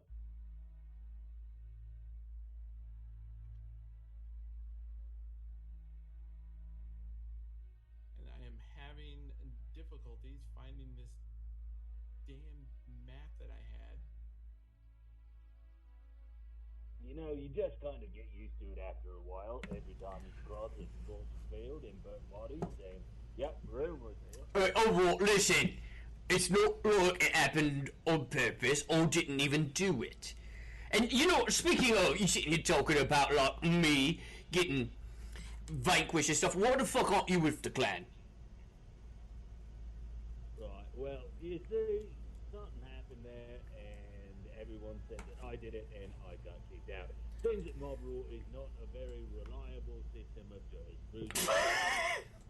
Oh, you don't fucking say. Exactly my point. Now, my question is, what is it they said you did? Well, that's none of your business. Oh, now you're gonna sit here, you're gonna call me kin killer in front of them. You're gonna talk about how I blew up a whole fucking town and left it in ruins. The least you could do is talk about what you're being accused of that you're assuming you're saying you didn't do. Well, they said I killed a random traveler. Okay. I somewhat believe that. And you That. didn't kill the random traveler. Well, they said it was okay, and then like 3-4 weeks passed, and then they said it wasn't okay. So it was. Look, mob rule is not. That's really the lesson here. That mob rule is not the best form of jurisprudence. Most interesting, though, calls Nigel from the back. Yeah, it does make for quite some level of drama because you don't know what's going to happen next. No. Oh, when you everyone see the was crowds behind with the me, pitchforks and the nooses, you kind of know what's going to happen next time, Enor. Well, I mean before the riots happen.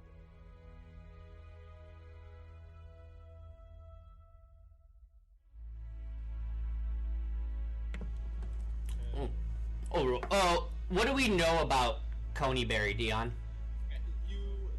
From the information that you all have been given,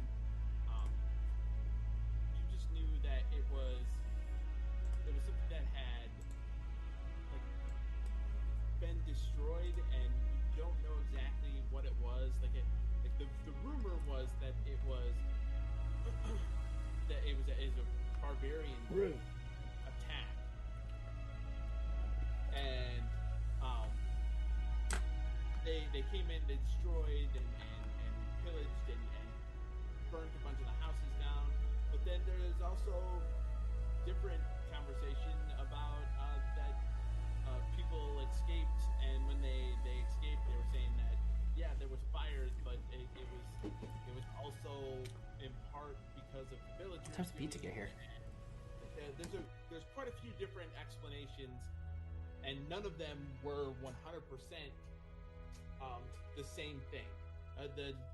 There's bits and pieces that are in every single story, but the only thing that is relatively consistent is that there were multiple fires, and everybody that could escape tried to escape, and they just abandoned and left everything when they left. Right.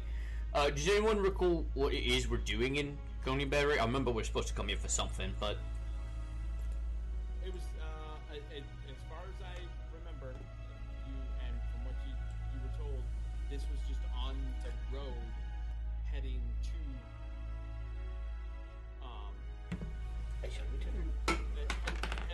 the Butterstone Ranch. okay. This one didn't have a quest to it. Not specifically, no.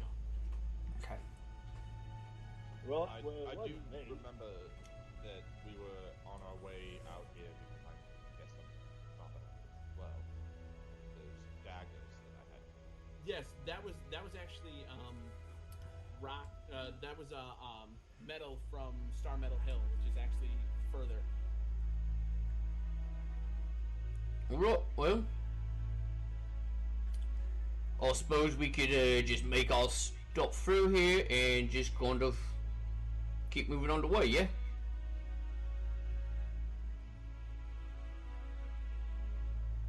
Are you sure you don't want to take a selfie? Doesn't it remind you of home?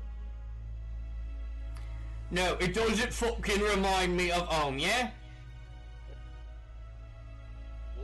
What's a selfie?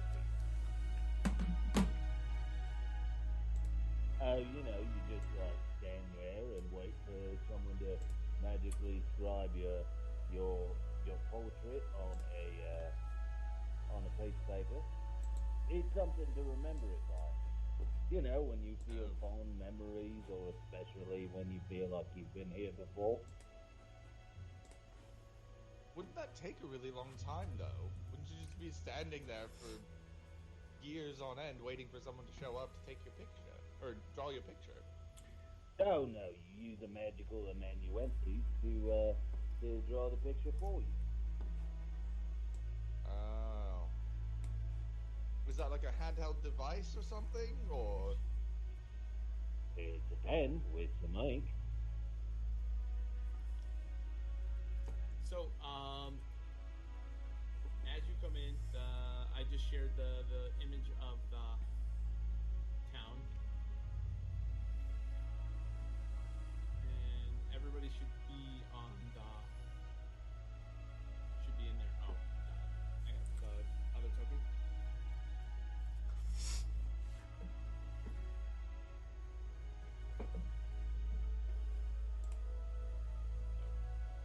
Okay, can everybody see the map? Yep. Yes.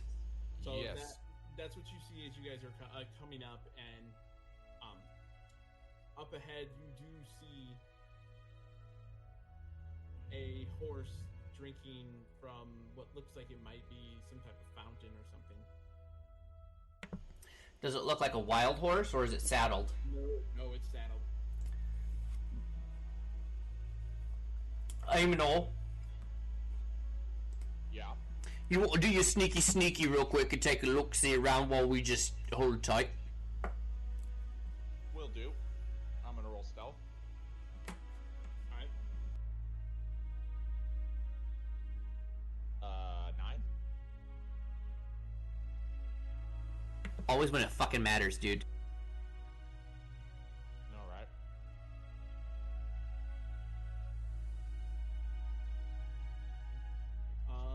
That's not stealthy. It is not very stealthy.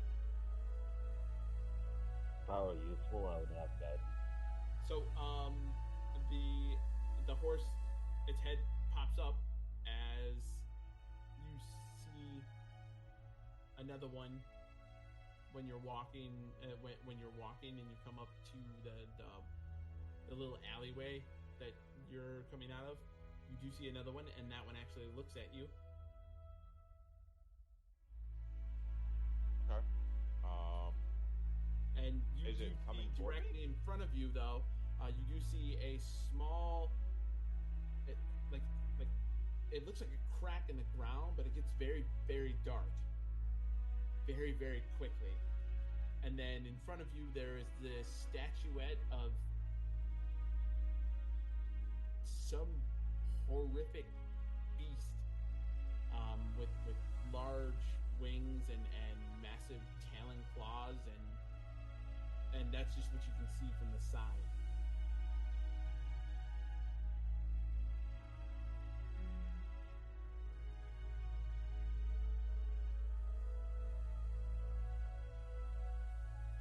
Do I notice anything particularly that stands out about the statue? No, it just it does look very just out of place. Okay. What about the area around the massive fissure? It looks like it's just the ground is solid, but Okay. it gets very, very dark, and I don't know if you're gonna try to peek in or try to like what you're gonna try to do, but it does. I'm gonna walk up to the edge. I'm gonna try and see if I can get something. Would it be considered darkness or dim light? Darkness. Okay, so I can only see for like 60 feet. Then I'm gonna take a peek in to see if I can notice anything. Okay.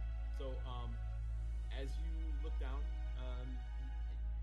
you can see like the sides and you can see everything as it starts to look like it might open up some, and you assume this because you are no longer seeing directly the edges of the dirt mounds or the dirt, but you cannot see the bottom, so you are unsure on how deep this crack in the earth opens up to. Are there any rocks nearby? Like small pebbles or something? There's some pieces from the building. I'm gonna pick up a small, like, fist-sized one and drop it in the hole. Okay. So as you drop it, you know it bounces a little off the edge as you're putting it down, but you listen, and then you hear stone on stone. Okay. If you roll survival, I can let you make a rough guess on how deep it is. Okay, I'll try it.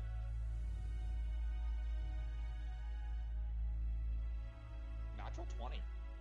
Yeah, it is 37 feet down, based Okay. upon the math in your head from what you remember of your training. Far too long to fall and survive, so. Alright. I'm gonna head back to the group. Okay. and As you're inform standing them there, of you the- can see the face of the statue. It looks like a horrific monster, like demon. Anything I recognize at all? Knowledge Arcana? Okay.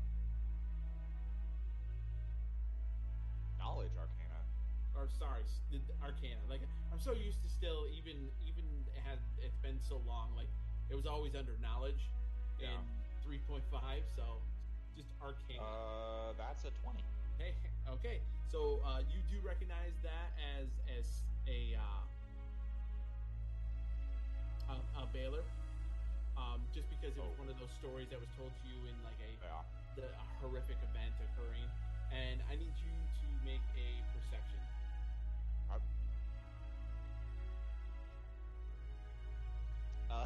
5. Okay. Yeah. Why is it that when I roll all of my proficiencies, I get horrible rolls? Yeah. Nope.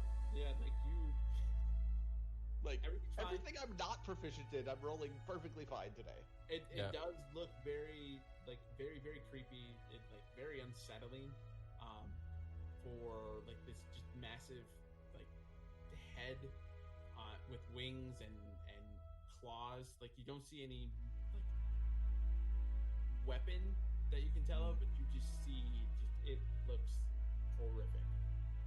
And regarding Baylor, what do I know? That it is a demon that people, or that the stories from some of your elders in the village when you were younger would talk about how, you know, there was one that had been loose in it killed many elves before they were able to send it back to the abyss. Anything tied to Underdark or Drow? Anything that I would know personally from my investigations into that? Your family, not the family, but the village that you were from, it was believed that they had a hand in sending it to the surface for the purpose of causing chaos and destruction. Okay. Alright, and I'm gonna head back to the group and inform them of the statue and the giant cave fisher thing. Hopefully we can get a little bit more information. So does anyone have any more information on Baylor outside of just like the little bit of things that I grew up on?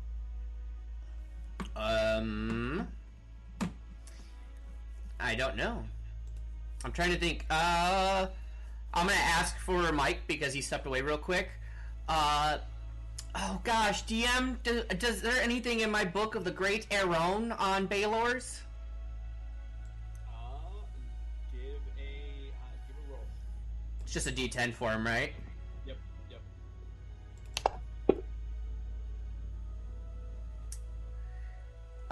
7. No. Why didn't it show up? Whatever. That is very strange. I have sage Roll knowledge. over the chat box. But both runes can actually roll Arcana. Any magic user can roll Arcana. That would include a gentleman and Daniel. Okay. I also have sage knowledge, which if I don't know what it is, I know where to find it or where a book is on it. Oh, so or yeah. who would know about it. If I don't know, I know who else. Someone else. You know where to go to find out. Yeah. Yeah. Guys, I know exactly what this is. And RG, you can roll too.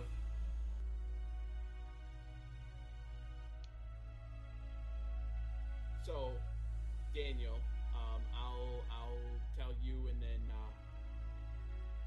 you can say it or relay it to. So, the Baylors are these massive, leader demons that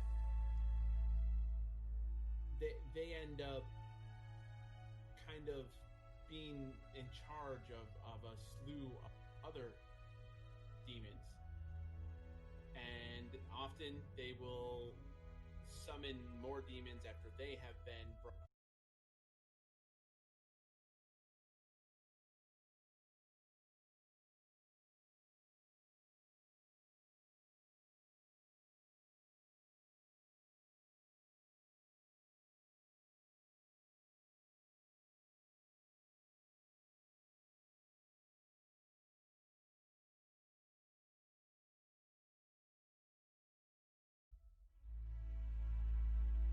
Let me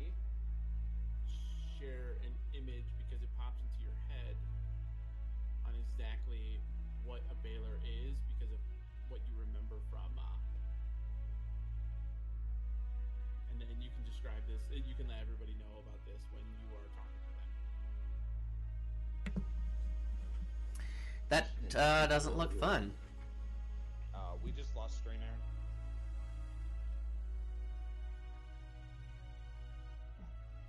Now these massive. I still say live. You're sure we lost it? Hang on, sorry, dude. Nothing.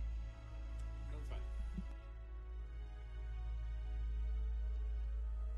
It might be on my end though. Yeah, it was on my end. I just lost connection to stream for some reason. So they want to just destroy, corrupt, and do everything they possibly can to create chaos and destruction anywhere that they go. Okay. Having a statue or a potential place where they might have worshipped one is definitely something that wouldn't be a place where you would want to live or visit.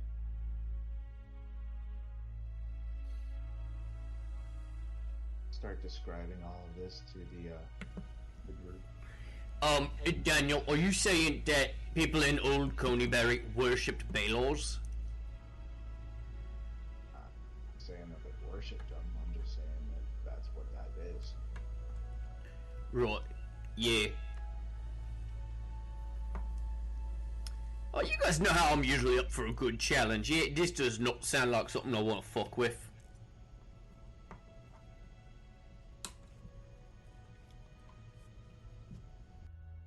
Alright, let's go.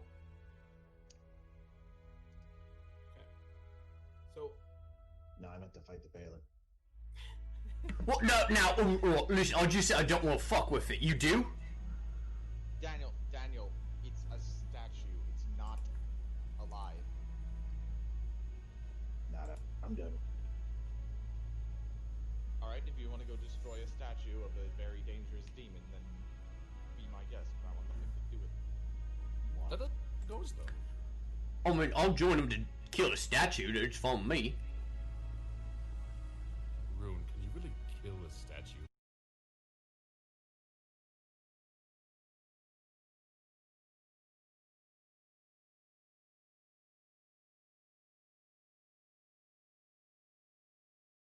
Rune can't kill. Alright, listen. Yeah, I think statues are art, and I've heard art is living, right? Art is a living thing, so if I could kill a statue and it's living because it's art, then yeah, you could kill it. Hey, new follower! Sorry. Can he roll some sort of check to see if I like buy that argument? Because you know what, real life's X. Like I don't disagree with that.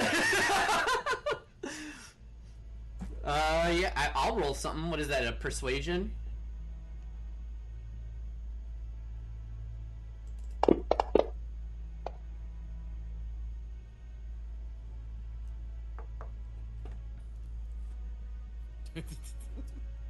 $12 for my persuasion on it.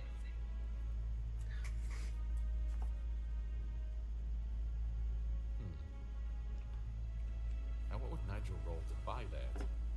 Would it be insight? I guess we could do insight. Yeah, I don't know where Dion's at, so I'm answering. Oh, Dion says he can't hear us. Dion, it might be you, because we can't hear you. Yeah, Nigel's like, yeah, that sounds solid to me actually. Oh. Yeah, try unplugging your mic and plugging it back in. Sometimes that helps. The old turn it off and turn it back on. The most advanced IT technique.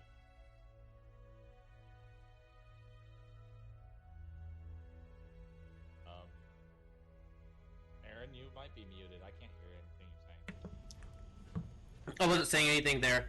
I was eating a chip. So I was muted.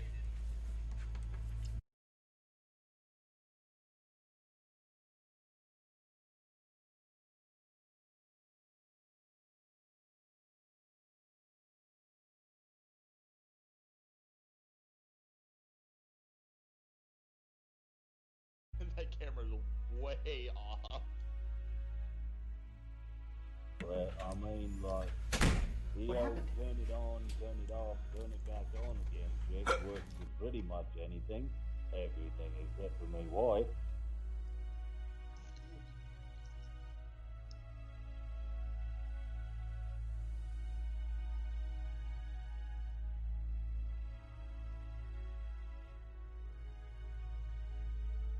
I thought Rune was your wife.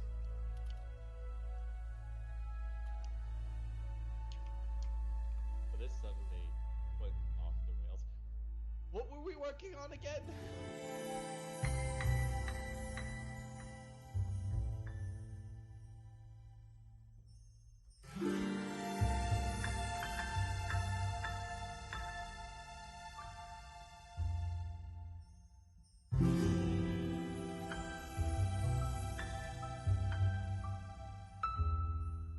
So, as everybody is starting to head around down the alleyway, Fun times. you do see the horses. They startle a little bit and kind of move to the other side of the well because they're Yes. moving down the way. But everyone, as you come around and you look, you can clearly see this statue next to this big ravine or crack in the ground. Okay, so that ravine's about 40 feet down. Did you drop anything to get the exact distance by chance? Yes, I did, and it was exactly 37 feet. I'm so proud of your mathing skills. Who's the statue? It was just luck. I'm not typically skilled at that kind of thing. The statue, it looks like this, minus the whip and the sword. Oh God. So it's like this giant You called? humanoid gargoyle thing with red skin and horns and giant wings. Yes. Well, not red. Okay. It's gray skinned. It's not It's colored. gray because it but- looks red to me. Well, that's because there isn't a gray image. It is a Okay. statue for all intents and purposes. Oh, you mean the statue itself is gray? Yeah. Okay. Yes. Alright, yeah. It's very, very scary. I'll stab it. Right, You're gonna well, stab I a can statue. take a wild guess here. Stab it with your what? And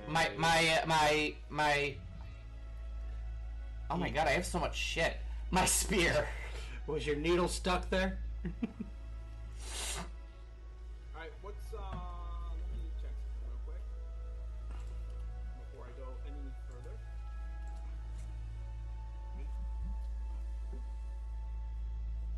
But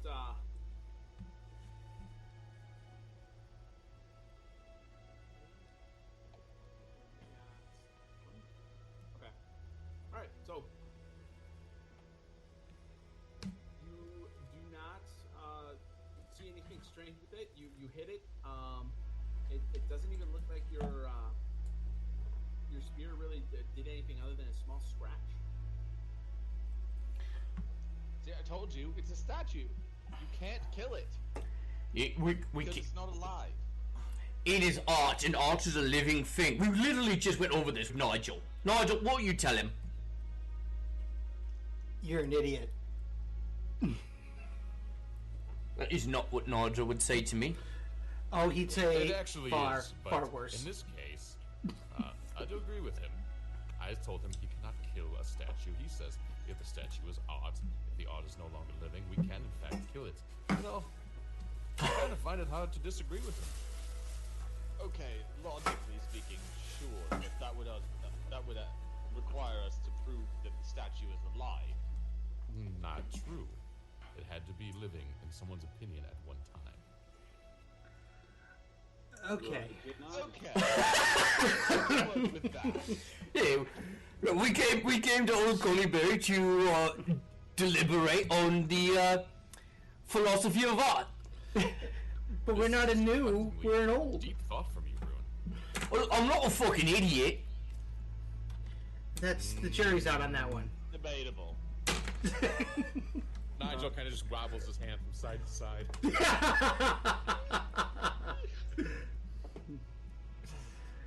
Okay, but in all seriousness, what the heck happened here? One of the bodies. What bodies? What bodies? Aren't there a bunch of corpses and a burned town? I don't remember there being any corpses here. At least I didn't find any. Is there a pebble on the ground next to me? Isn't that what the DM said? He said they're burnt down and corpses? Burnt down houses and like large amounts of destruction, stuff like that. You didn't see any corpses, no. Okay, but burn marks everywhere, right? Oh yes, yes. Right. Right, so I'm gonna go out on a limb here and say someone summoned this dreaded fire demon, the earth split open, and he torched the place. I'm gonna grab one of these 2x4s off the ground next to this house. I'm gonna cast light on it, and I'm gonna toss it down this crevice. Okay. I will join him on the other side of the crevice and see if we can't use that to discover anything. I'm assuming I'll have to perception to see if I can see things farther down. Whoops. And it's a normal perception. Okay. So when you do peek down there, you notice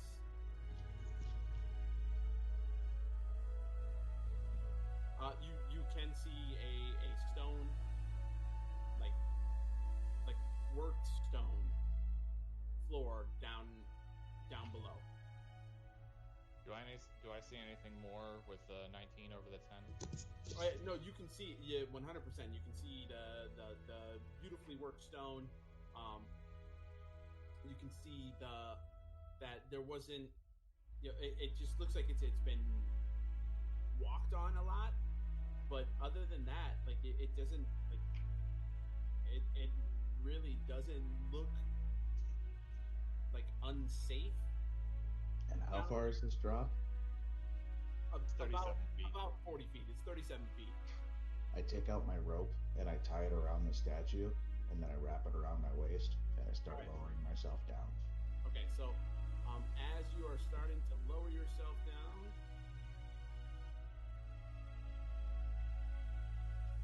It seems like an unwise thing to do on a whim. Yeah. I'm Oh, gonna take boy. one in case we need to pull him up quickly. okay. Well, he's tying off, and as he's tying off, Why? 'cause Why are you doing this? he wants to climb down.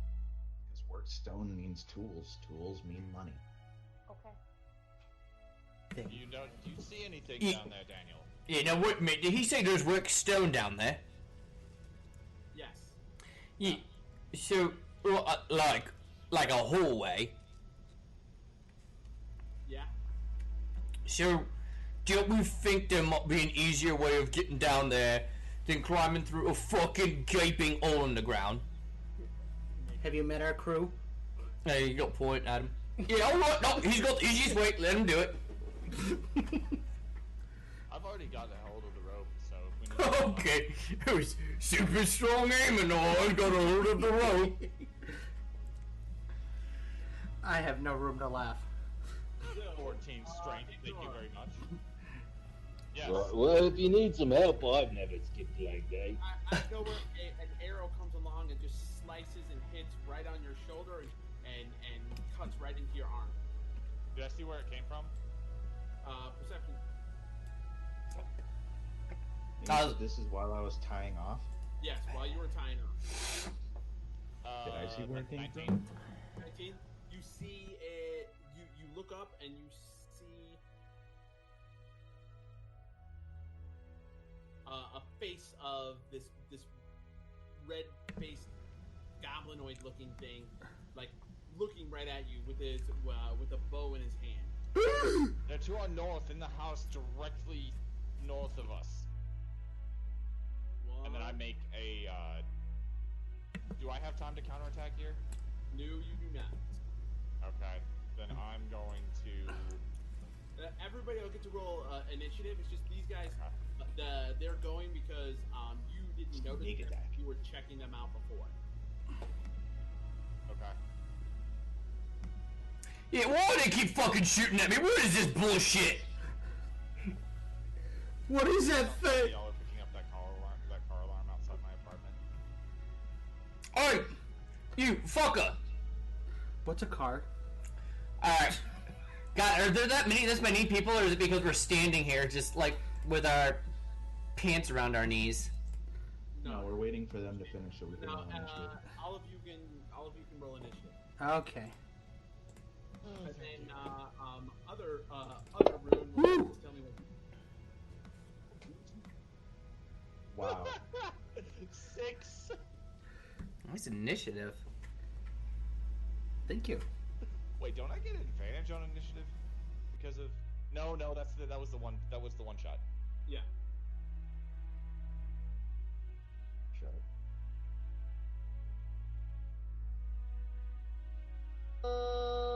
I got a crit. You got a 4?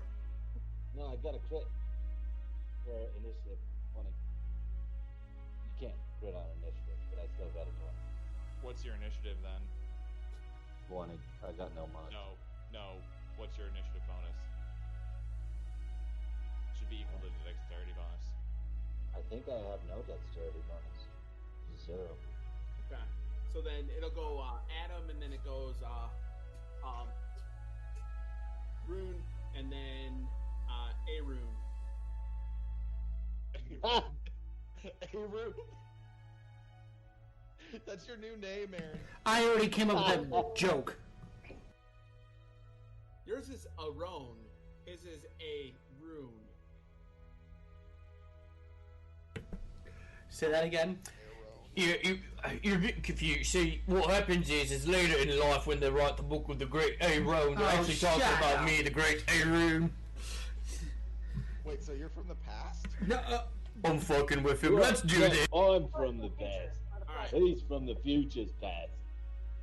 Initiative is INIT. It's on your main page, Kristen.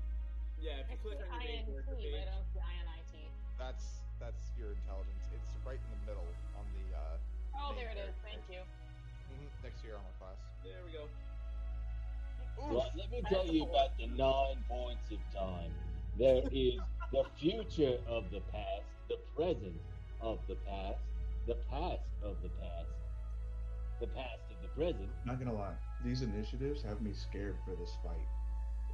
Okay. Just So- hang on, give us a second. Instead of spending all this time, you're going to pull up... Sorry, guys. Pull up your D&D Beyond sheet as well, so that you have your extra spells and shit, and we'll have to figure that out later for Fantasy Ground. okay. Sorry, his character sheet didn't show his, like, giant runes stuff as the Rune Knight, so... Okay. So, Adam, Yes. you go first. You got a 23. Oh, beautiful. Okay. Give me a second here. I'm trying to pull up my sheet. Wait, so these goblins, they're standing on the roof? No, they're inside the building. Oh, inside the building. I thought they were on the roof. I likely would have seen them had they been on the roof. Right. Yeah, they were hiding, and then Amidamar didn't notice them. And then he left, and then they decided to position themselves better. What in that bunch of this? I hate hearing myself.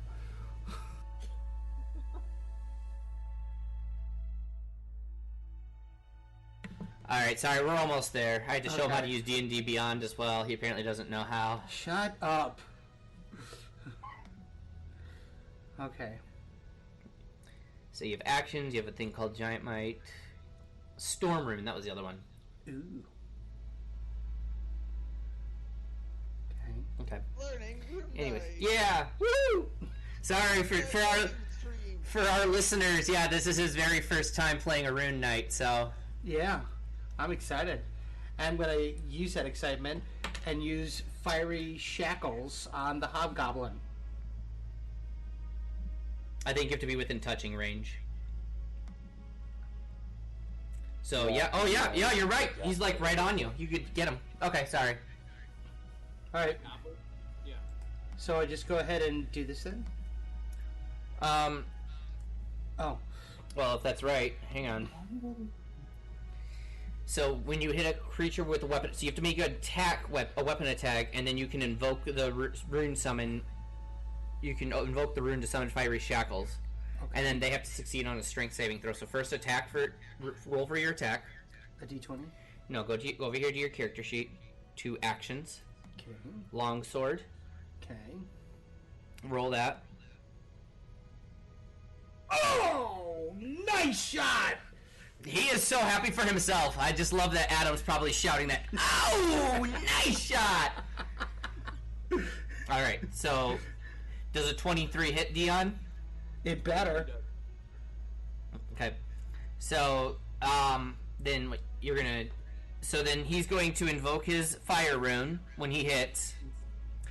So you have a strength save of 11.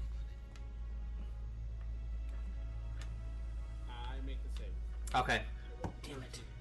Or 10. Sorry. 10, then... 10 plus, yeah. Plus 3. Oh. 13.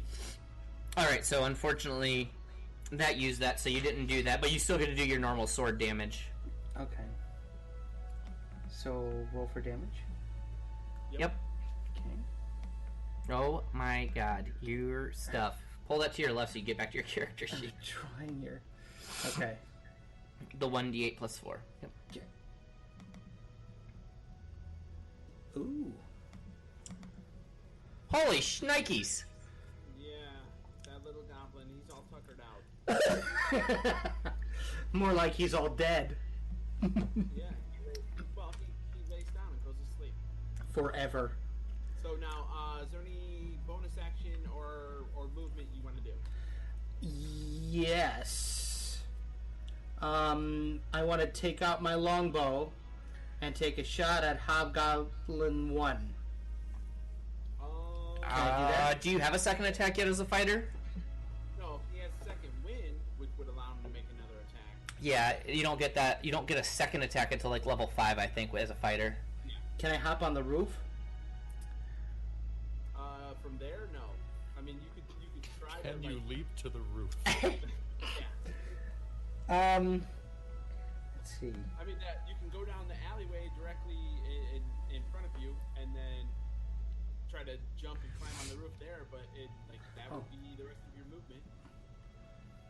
You know what? Can I do Giant Might? Is it a bonus action? It is. So what's that do? He gets to imbue himself with the Might of Giants as a bonus action and magically gain one of the following benefits, which lasts for 1 minute. He can become a large size, literally grow to the size of a giant, along with anything you're wearing. If you lack the room to become large, your size doesn't change. You have advantage on strength checks and strength saving throws, or your weapon deals an extra 1d6 damage. So he gets to pick one of them. Okay. Or could I do Storm Rune? You could, but you're already kind of in a fight, so... Oh. Alrighty, I'll choose that the weapon attacks an extra 1d6. And then mark it off because you only get 2 per long rest. Okay. And you become a large creature? Nope, this one, he chose the extra 1d6 instead for his damage. Okay. So it doesn't change his size. Next time, though. Alright. We will say Mentor Rune. It's your turn. Alright, so I am going to... What are the weapons they're all holding? What are they holding in their hand? Right now, the one that you saw attack Adam, he had a scimitar, but the other ones all have some sort of bow from what you can see. Okay, I'm most gonna of them are look at... hiding behind a wall, so you can't see if they have a melee weapon or not. Are there any with bows that are within my field of vision and my range? Yes. All right, I'm Like going bows, to. bows to that are within your range to melee attack, or for you. No. Bell. Yeah. Bell attack. 30 feet. Is any of them within 30 feet? Yes. Okay. I'm going to look at one that is undamaged within 30 feet of me. Mm-hmm. That is holding a bow. I am going to. My bone staff is in my right hand. The runes on my right arm begin to glow a bright blue, and I grab my left arm from the crease of the elbow and start wiping off the runes, the glowing blue, onto the top of the staff on the back of the skull, and like kind of hold the back of the skull. The eyes start glowing bright blue and flash a bright blue towards that specific goblin, casting blindness and deafness. I choose blindness. Okay. What's the save? Or DC? Sorry. The DC is what? What's the base DC? It's 8 plus your proficiency. Okay, modifier, so your 12 Constitution. Okay. Alright, so let me roll.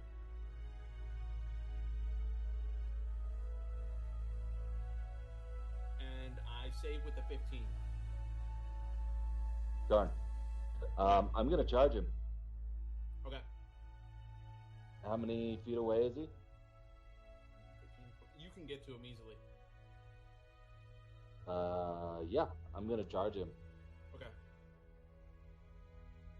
So you cut through one of the broken up, tattered buildings to right to where the goblin is standing, trying to attempt to hide behind some broken down chair and bed. Does he have a scimitar on him, or any close range weapon? When you get close, you do see a scimitar on the ground, but he is still holding the short bow. Can I get between him and the scimitar? Actually, the scimitar is right down at his feet. Ah. And then when you as you're running up, you do notice one of the hobgoblins is also standing in the same building, hiding behind a dresser, and you can see his what weapon is he? His longsword is leaning against the side of the dresser. Can I get between him and the longsword? No, it's right next to him, leaning against that dresser. So like, in order to I think I gotta back out of this room real fast. How much movement points do I have left? you still have another 5 feet. Let me go check 5, 10, 20. No, another 10 feet. 10 feet. Can I back out and get behind the wall? Yes, actually, you can get back out and get behind an atom. Oh, perfect. Perfect. All right, that's what I'm gonna do. Okay, so now to Rune. Underling Rune. Hey, I'll reject that. Alright. Yeah. The goblin 2 to my left, is he like, he's inside the building, like through a window, but on the first floor? Yes. So 5, 10, 15, yeah, alright. I'm gonna boom, boom, boom. Hey, listen, little fuck, I don't like when people shoot me in the fucking ass, yeah? And I am going to attack him with my... Nope, not thrown. With... Oh yeah, that one's supposed... That is a thrown one. With my spear. Oh shit! Hold on 1 second. I, some reason, accidentally selected Adamus for attack. So. Don't do that! I need you to fix it. The only time you're really critical super badly is when you hit your... My teammates, yeah. I mean, it wouldn't be the first time he's critted a teammate. And it shan't be the last. Nope. Alright, so it's targeted, so roll. Oh, god damn it! Okay. Yeah, oh, that didn't go how I wanted, and I'm gonna cast Shield of Faith on myself to add a +2 to my AC. Okay. So, now it is Nigel's turn. Wow, fail.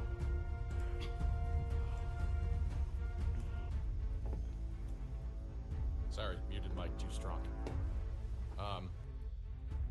Nigel's going to grab a pinch of dust and cast Sleep on this big group of the goblins near the north.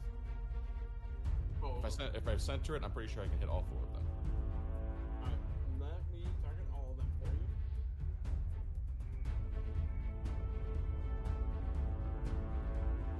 Oh, I was still on the wrong person. Sorry.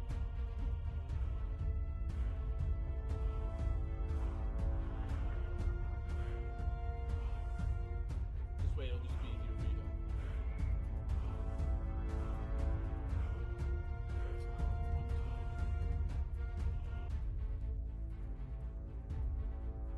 There should be 4, right?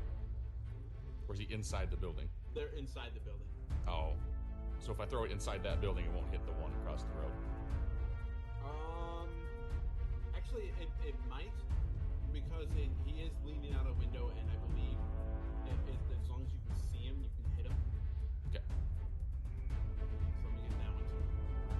Didn't mean to do that. So you got Goblin 2, 4, and then Hobgoblin 2 and 1. So, alright. So, cast a spell. Having trouble doing it from this one.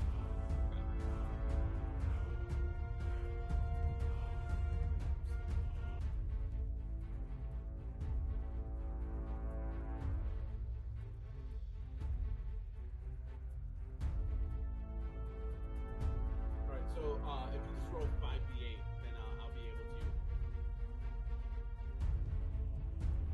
5d8. Okay. Yep.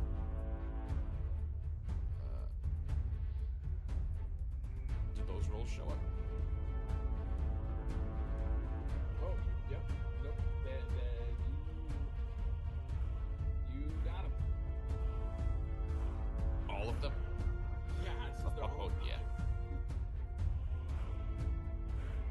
Yeah, no, it says they're all unconscious. Heck yeah. Is the third one? I don't see it on the combat tracker. Let me look. Let me zoom in some. Yeah, if you zoom in closer, you will see they have a little icon by all of their tokens. They only that targeted have- 3 of them, not all 4 of them. that has little Z's on them. Actually, the one that Rune went to, and then the 3 that are in there. Oh, okay. I thought he was going for the one on Oh yeah, no, that one is actually.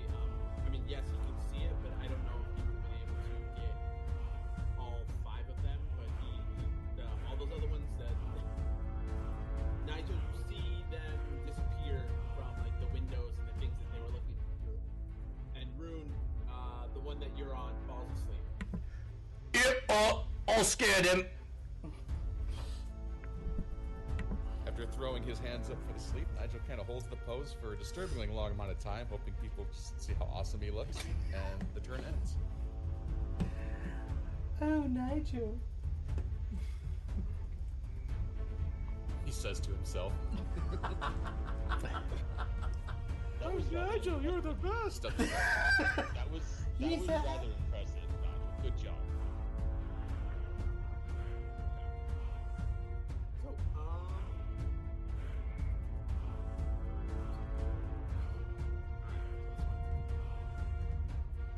he drops his longbow and steps up to swing at Adam. And he misses terribly.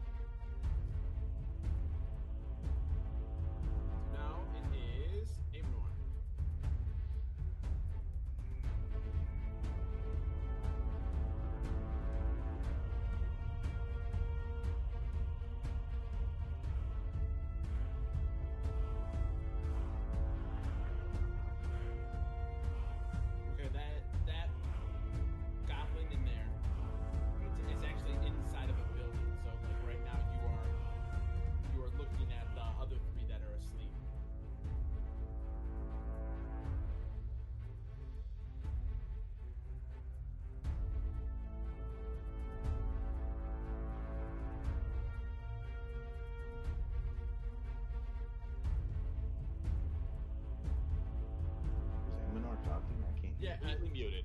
Yeah, I am muted. I was like, I cannot hear him. So can I get to that goblin right now, or do I need to go elsewhere? Oh, hold on. Let me zoom out real quick.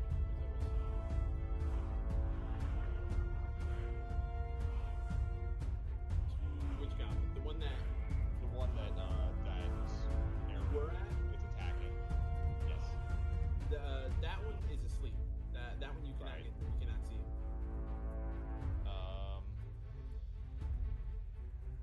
What about this goblin right here? That Can I one? get to Yes, him? you can actually. There is an opening enough to where if you come next to Adam, you could get to him. Can I get to his other side at all? No, because it's inside the building. I mean, maybe if you made a successful enough attempt to climb up onto the roof and drop down behind him, but there's no easy way for you to get in there without potentially having them get to have an attack of opportunity. I mean, that's fine if they're. I'm more worried about getting the flank off, being able to deal a significant amount of damage. So I'm going to move up to here, be about 25 feet, and then I'll attempt to get up to the roof and drop down. All right, so I will need an acrobatics or athletics, whichever one. 13. 13? Okay.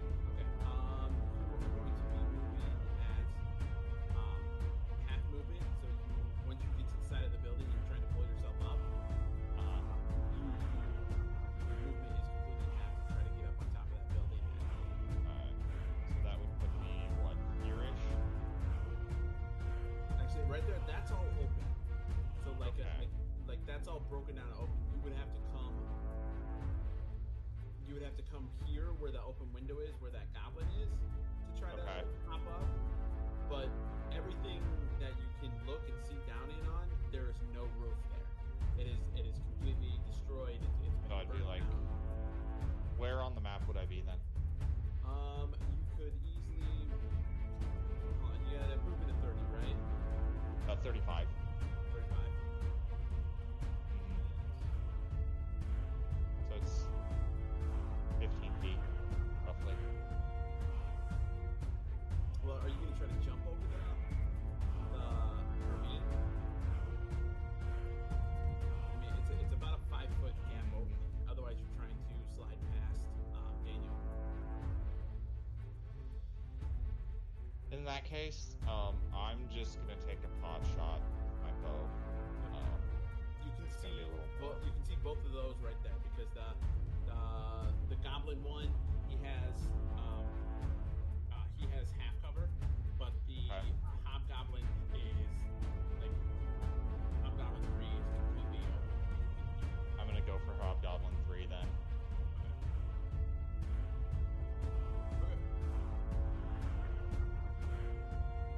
Take a shot. And he is targeted, right? Yep.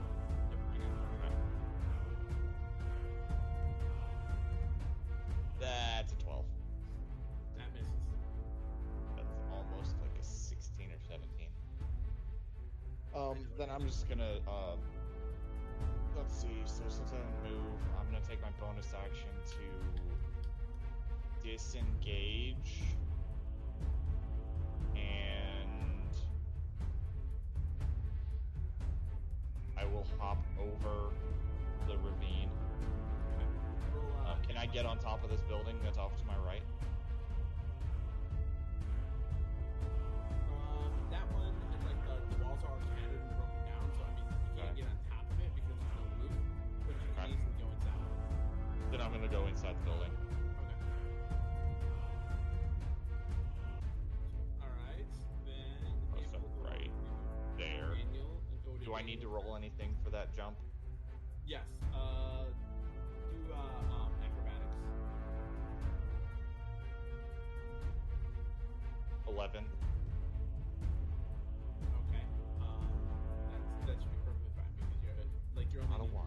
go a 5-foot span, so It's not a 1. So. that would be important. Okay, Yep. so Daniel, your turn.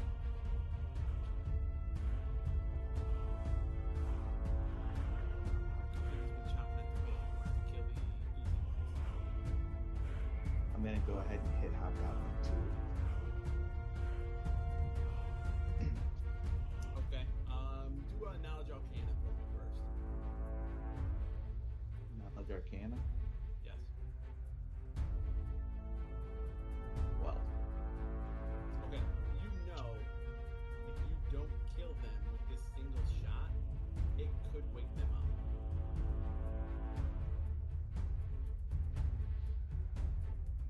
I'm gonna hit Hobgoblin 2. Okay.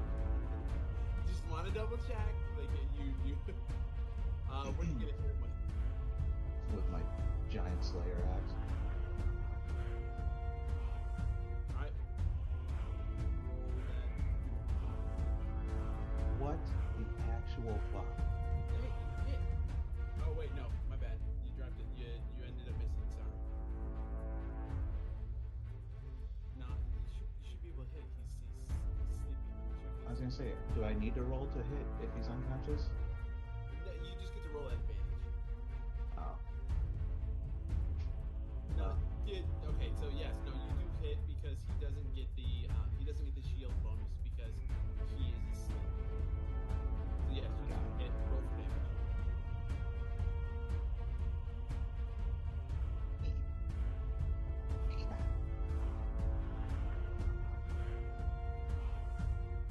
Okay. He takes 6. And his eyes open up. Perfect. That's exactly what he was looking And then as a bonus action, I'm gonna hex him. for. Okay. Remember how to target him with that? I mean, you should just be able to click the hex. My things are acting weird for some reason.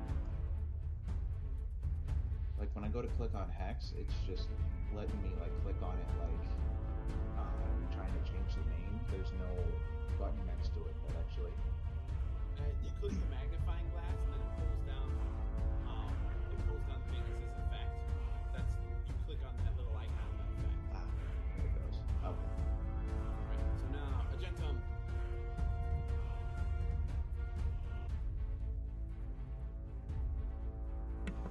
Agentum, you're on.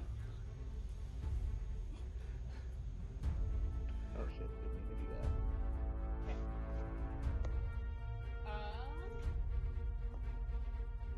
Yeah, I'm not in a good position to get anybody in there. No, but you can easily get to Hobgoblin 3. Because, yeah, let's go towards Hobgoblin 3. Because I can't see one, right? He's on inside. Right. You don't know that he's there until you get up there to attack Hobgoblin 1 or 3. I mean. Okay. And then you Let's, the other little goblin. let's start for Hobgoblin 3, and I'm going to attack him with. Come on, character sheet. The Great Axe. Okay.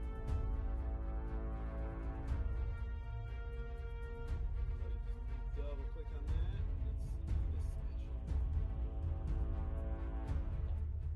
No. That? Whoop, that is.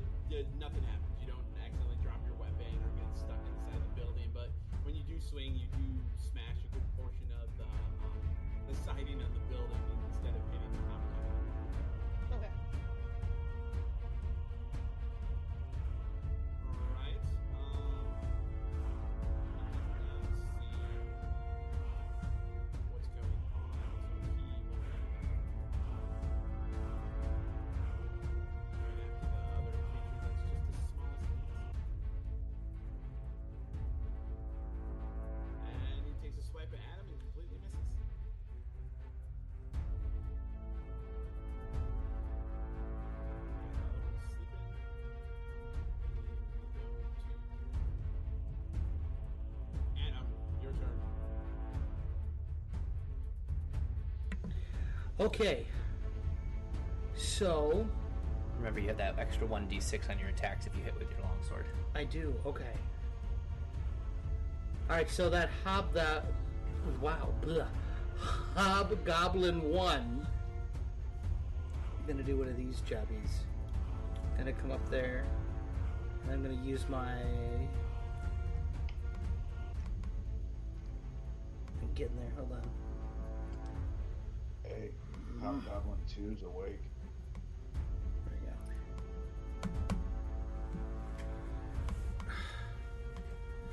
Okay. There we go. Thank you. Sorry, I had to fix Grandpa's computer over here. Shut your hole. Okay. I'm gonna use the longsword +1 on this guy. Alright, here we go. You're sure it's the longsword, right? Yes, I'm sure. You know what? Screw it, I'll just do it for the meme. Don't you do it. Melee attacks with the longbow. There you go. Natural 20, Jesus Christ! So roll your damage. Okay.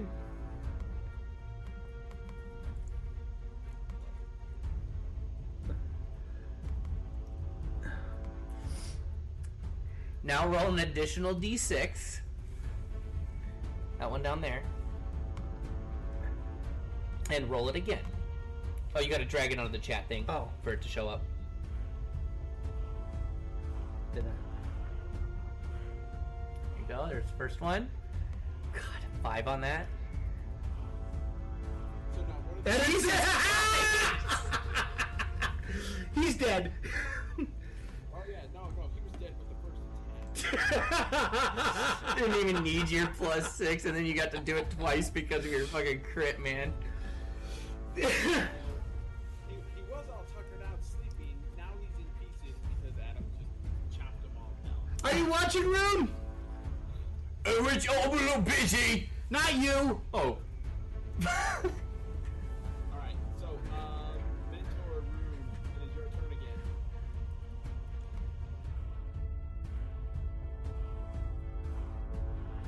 Right, so I'm going to now run up to the goblin. Okay. Goblin that I was close by. He's still undamaged, right? No one's been going for him. Correct, he is undamaged. Right, and is that other hobgoblin sleeping like the other ones were? No, there is still one goblin that is awake, or one hobgoblin that's awake, and then there is one goblin that's awake that you can see. Right, well, I'm going to go over to the goblin. I'm going to walk right up to him, and I am going to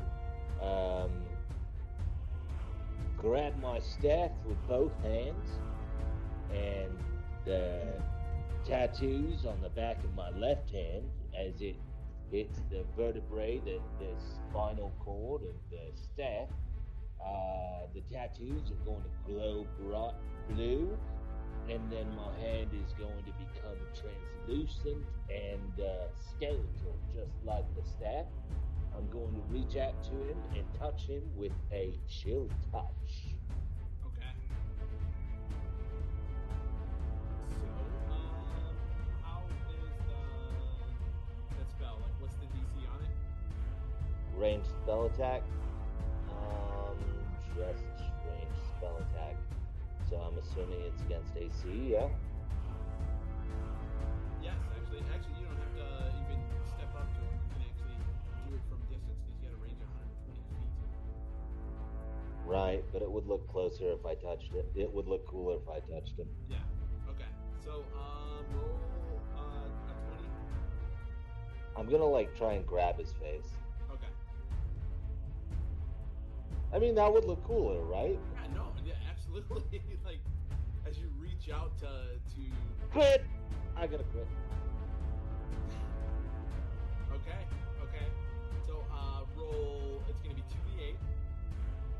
Dude, that's 2 crits in one game. I don't think I've ever gotten that before.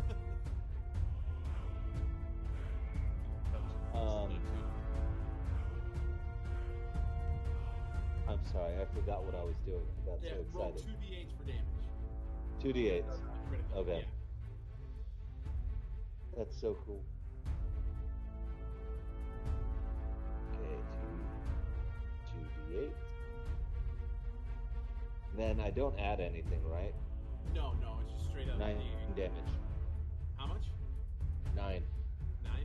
Okay. So, as you reach forward and just place your hand directly on his face, you just hear this just ear piercing, and just your hand. It almost looks like, from what a gentleman Adam can see, and even Amar, like you are pushing into his face as you just freeze part of his face, and then when you pull back, parts of his lip and nose come off with your hand and go flying backwards as he collapses to the ground dead. Ah, that's so metal! And then I'm gonna reach out my staff that is a human skull over to the other one and point at the other hobgoblin and say, "You're next." Alright, you mean an intimidation roll on that. Ooh. You get to just see rip part of his ally's face off. So just if you're not proficient in it, it's just gonna be a charisma based roll. I don't know if I'm proficient in it, and I can't seem to find my character sheet. Don't you have my character sheet? I rolled a 15. Okay. Hold on. Double check to see. Intimidation, nothing. It matters. Okay, no, it Nothing. doesn't matter because I only rolled an 8. Okay. So you clearly see the fear in his eyes. Alright. He sees the fear in my skull's eyes. You put the fear of Rune in him. So, Maybe Rune. yeah. Little Rune.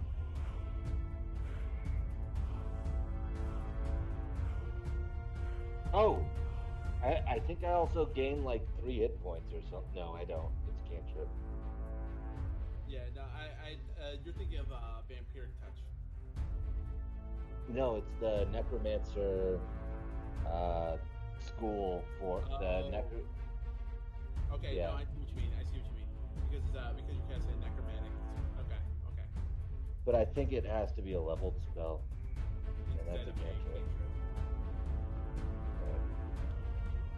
Okay, so Rune, what are you going to do? You've got this little goblin in front of you sleeping.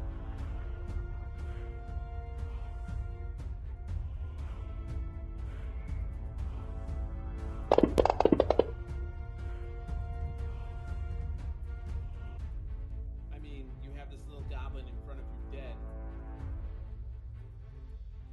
Because I'm pretty sure your base image, even if you roll a 1, Now we're in. Oh, yeah, sorry. Oh, Sid, I thought the goblin was going to hurt him more than it hurt me. I was apparently muted. So, roll for damage, but I'm positive you're going to kill him. Yeah. Welcome to the Killer Goblin Club. Yeah. So he was standing in front of a window, right? Yes. Alright, so as Rune, I'm going to jump through the window. Make my way through the window and into the next room. So 5. Yeah. You see. Oh! Oh shit. Oh. But you did head them off from getting behind Daniel. Yeah, Daniel, Yay! we're fucked. And I'm going to use my first channel divinity, my, Oh, the extra attack. yeah. Yes. Okay, that's fine. Which one are you gonna? Goblin 5, the one right in front of me. Okay, then we start.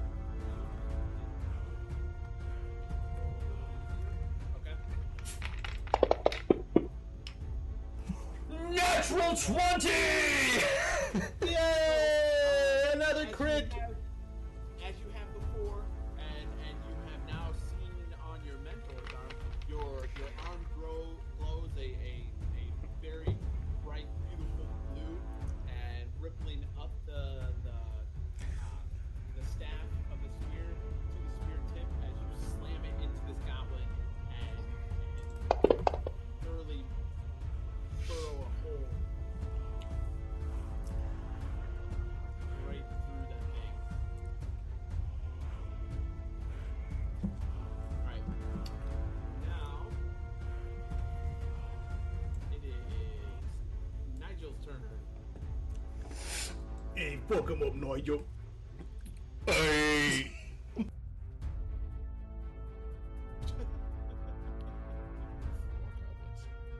Nigel, I mean, you're releasing stuff on the map, but Nigel doesn't see them, correct? Oh, okay. So, 3 more goblins showed up and Rune Right. could have killed one. But I mean, I'm not aware of them yet. I did shout out we were fucked. Yeah, he did shout out that, and when you look in his direction, you can see the other goblins now. Oh, alright then. Or is he more likely to see this hobgoblin in front of me? Actually, he sees that one too because of where he's standing. He does have a view to catch both of those in his peripheral.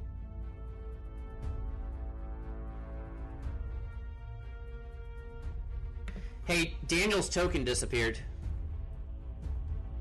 No, yeah, for some reason it popped up over by the statue again, and then I moved it back to where it was at. Here, let me see. I'll delete it and then I'll put it back. Yeah, it's not on my screen. That's right. I will put it back. Is it there? Yeah. Okay, so still Nigel's turn.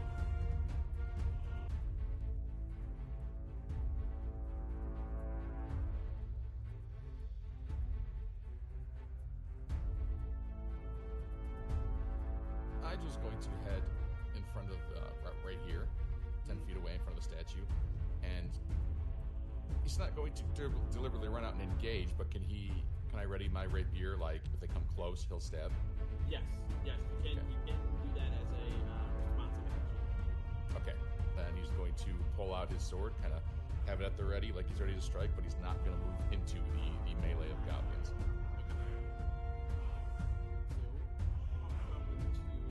He's going to shout up to Rune and be like, I generally leave the fucking to you, Rune.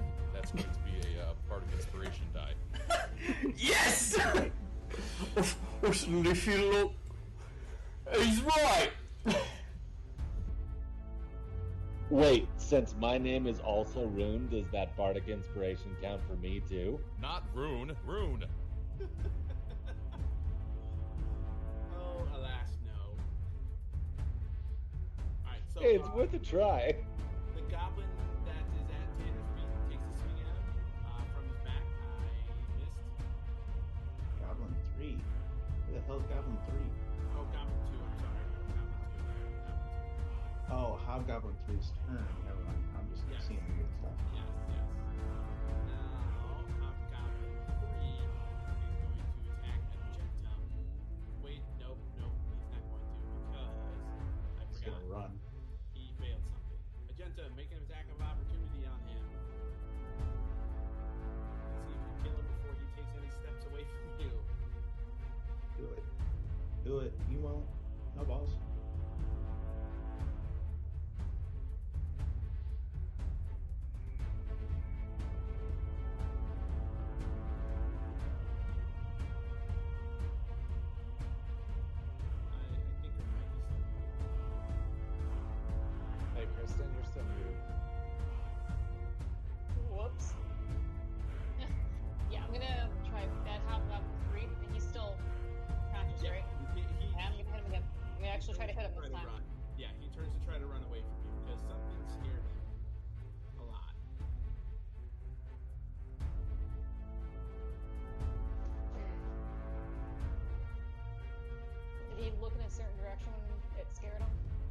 He looked right at mentor Big, Rune.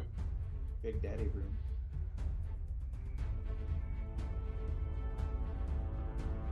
Well, he's running away, so I don't want to stab Yeah, him. no. If you have an opportunity, to where you can attack him if you want to. Yeah, I don't know if I want to. Okay, that's why I presented it.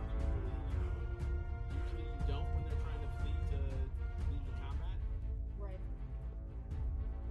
I'm gonna focus on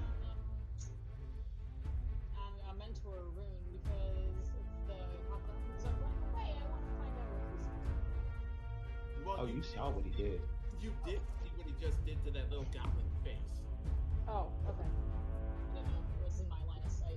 Yeah, no, it was, and then he pointed directly at the hobgoblin that took him running, and told him that he was next. Okay. Then I'm going to, I guess, as hobgoblin 2 or 4, are they? Well, that was your attack of opportunity. It's not actually your turn right now. Right. is it? That was an Oh. because he Sorry. was running away from you. No wonder I'm so confused. Okay, no, I'll let him run.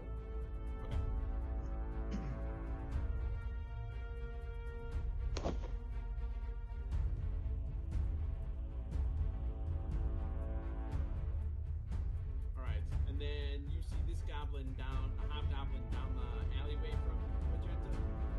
He takes 2 steps into it and sees you with this massive great axe and stops. And then slowly steps back a couple steps. Oh God! He went real far away.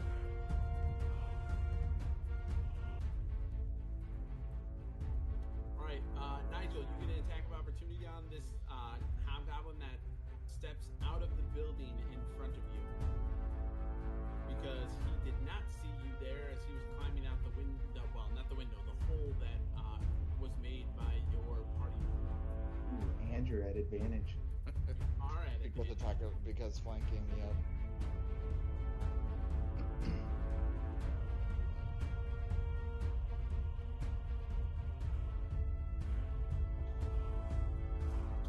Hits. Roll for damage.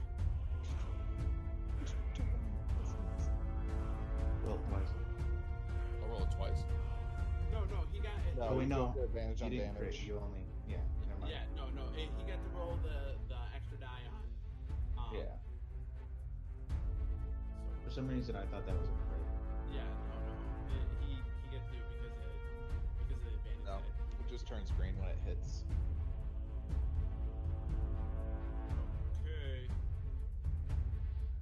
This one is going to swing at the monster that is there. Misses. Swing at the monster that's there. Yeah, he's looking at Rune, and he was attacking Rune as he stepped through and didn't even see you because of where you positioned yourself. You're just on the other side of the window. Oh, you mean he's swinging back at me? No, he was swinging at Rune because that's who the person he initially was trying to come after. Okay. And he didn't even notice you because you were hiding up far enough behind the busted opening that was created by Rune. Okay. Okay. So now, Amar. Alright. You can see the new combatants that came in, excluding the hobgoblin. You cannot see them. Okay, where's Hobgoblin? Okay, yeah. I see. Then I'm going to. Do I have a clear path to here? Where I'm pointing? Yes, you could actually go through the window that Adam is standing in front of because, well, Adam's small. He's talking shit about Okay, this it's not one, gonna aren't cost me you? any. Yeah, I hear him either. talking shit about me. Okay, And so I'm gonna go through and end up there. okay. Do you want to be And then I'm fancy just about gonna it, or you just attack. want to climb around Adam and get in the room? Well, let's just vault over him and into the window. or acrobatics, whichever one. That would be acrobatics for me. Second. Cheat real quick.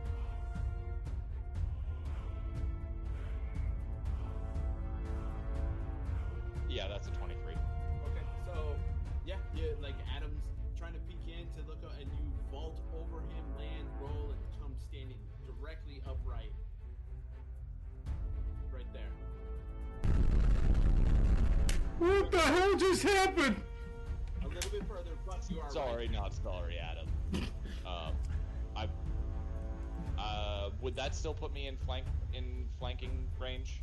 No, not in flanking range because of the way that you're gonna land in the room. Like you have to make the roll to get to stand up. Okay. Otherwise, you're gonna land in the. So either way. I'm gonna be attacking Hobgoblin 2. Okay. So roll. Whoops. Nope. That's right. I'll.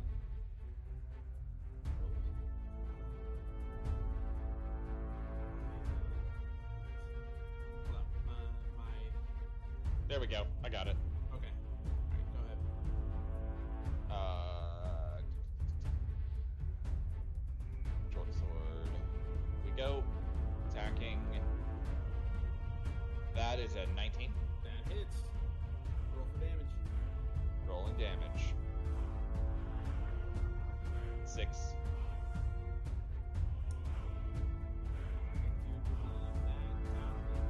He is dying now. He's dead. So, any bonus actions? How much movement do I still have? Yeah, you did your full 30 movement from where you were standing. That was 25. At least according to here. But the path I took would be Yeah, would be the path 30. you took would not have been. Yeah. 'Cause I went, Let's try and leave one of them alive so we can question them, yeah? and then another 15 there would be the full 35. So I don't really have anything else I can do. I can't really stealth here because I'm not partially obscured. So Okay. I mean, I could attempt to stealth because I'm disengaging, but I'm not going to. Okay. So, Daniel.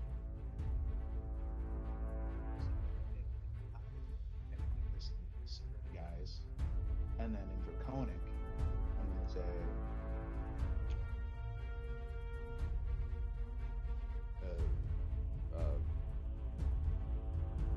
Okay. And it's going to sound like. Force Dora! Okay, you can have multiple people attacking. Everybody Did you within just 15 feet of me. So, Okay. everybody. You asshole!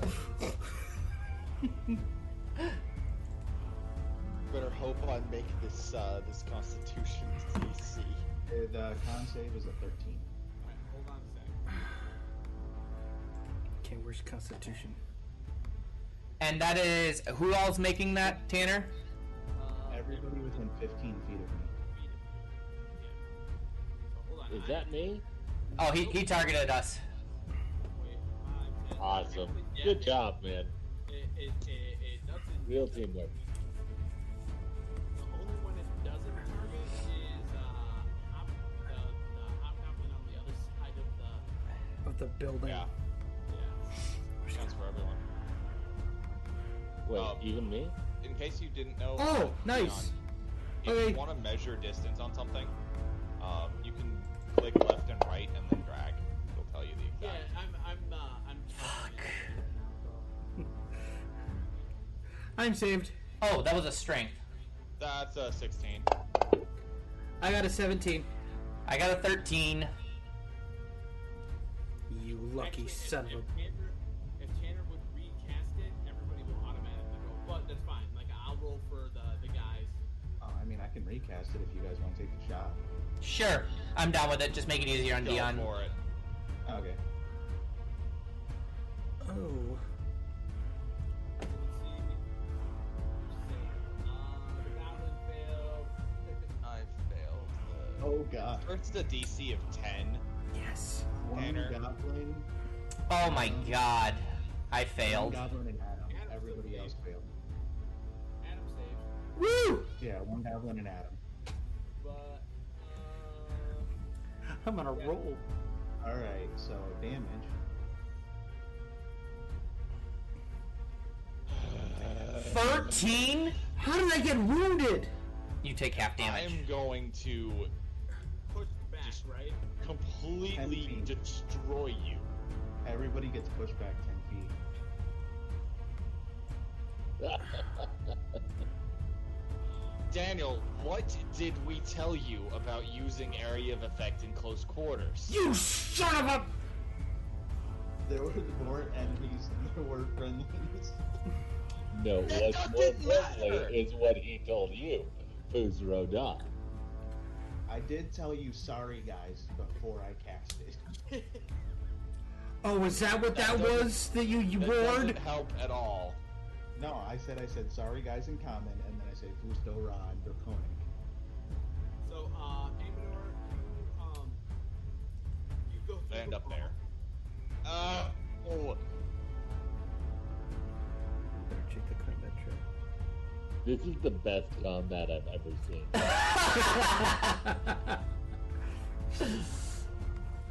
Welcome to combat with You heard it here, folks. Really top quality stuff. This is amazing. Welcome to clearing a room. Welcome to Asshole Sorcerer. Starring Daniel. I don't cast first level spells very often, but when I do, Daniel, the asshole sorcerer.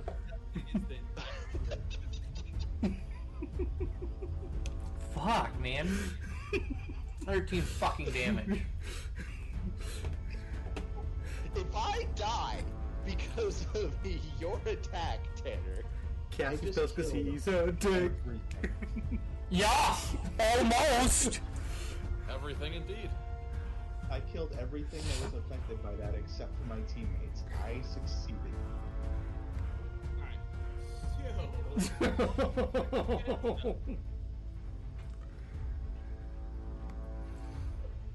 It's your turn, Angie. You heard him say those noises, and then just everybody. You actually see Inmar bust through the wall of this building as he lands down on the ground. kill him. Dude, Adam, you don't get knocked back because you made your save. Sweet. Everybody else would have had that happen. Let's see. Goblin 4 is wait, that's right. Won't He's be the able one to see him from here. I think I'm the only one who can see him right now. No, she saw him come like step around, look at her, and then go back around the building. Okay. Okay. With 30 feet, you can just reach him. Yeah, you'd be able to reach him. I feel like that force would have destroyed the building. It puts some holes in it. So can we see? Can we see the hobgoblin? Not on the other side of that wall, no. But Oh. a Gundam can make the movement if you want to. Yeah, RG saw him, and now Amonor, as he picks his ass up, can see him. The rest of us have no idea he's over there. Well, I mean, he saw him as he was going through the building. He's like, oh, and then he's like, there's a monster over here. There's another hobgoblin over here. He's behind the building. Oh, Daniel, did you fucking get that one too, or no? Alright, then I'll No, start didn't. towards Why are you moving your guy? I don't know. Okay, so you can roll to attack him. You do see him right there. then try to hit him with my great axe, I guess. Okay. That's a 3, and I miss again. No, you miss. I miss pretty horribly. I'm not good at this today. I don't always hit enemies, but when I do. Oh no. You hit your friends as well. Okay. Alright, so Adam, Yo. They tell you that there is a hobgoblin on the other side of this wall, and you do see a front door that's busted off its hinges, right in front of you that you can. Yep. Okay. So I think we all know what's gonna. I think we all know what I'm gonna do. If you move right there, you'll get advantage. Okay. Then I'll move right there. And then. Nope. Oh! Actions tab. Don't do that. I forgot it's a touch screen. So just so everyone at home knows, I was trying to get to my action tabs, and Adam pushed Aaron pushed my screen, and the picture of the demon thing popped up and scared the out of me. All right, here you go. Oh, I should just do a long. Just double tap it. All Click it, right. dude. Go back to your character sheet. There you go. Now double click it. Hey, a 10. 16 misses. Like he gets to roll again because he has advantage, right? Yeah, he does have advantage. Roll one more time. Woo! 23 hits, roll for damage. And do I still have Add your my... d6. Oh. Right.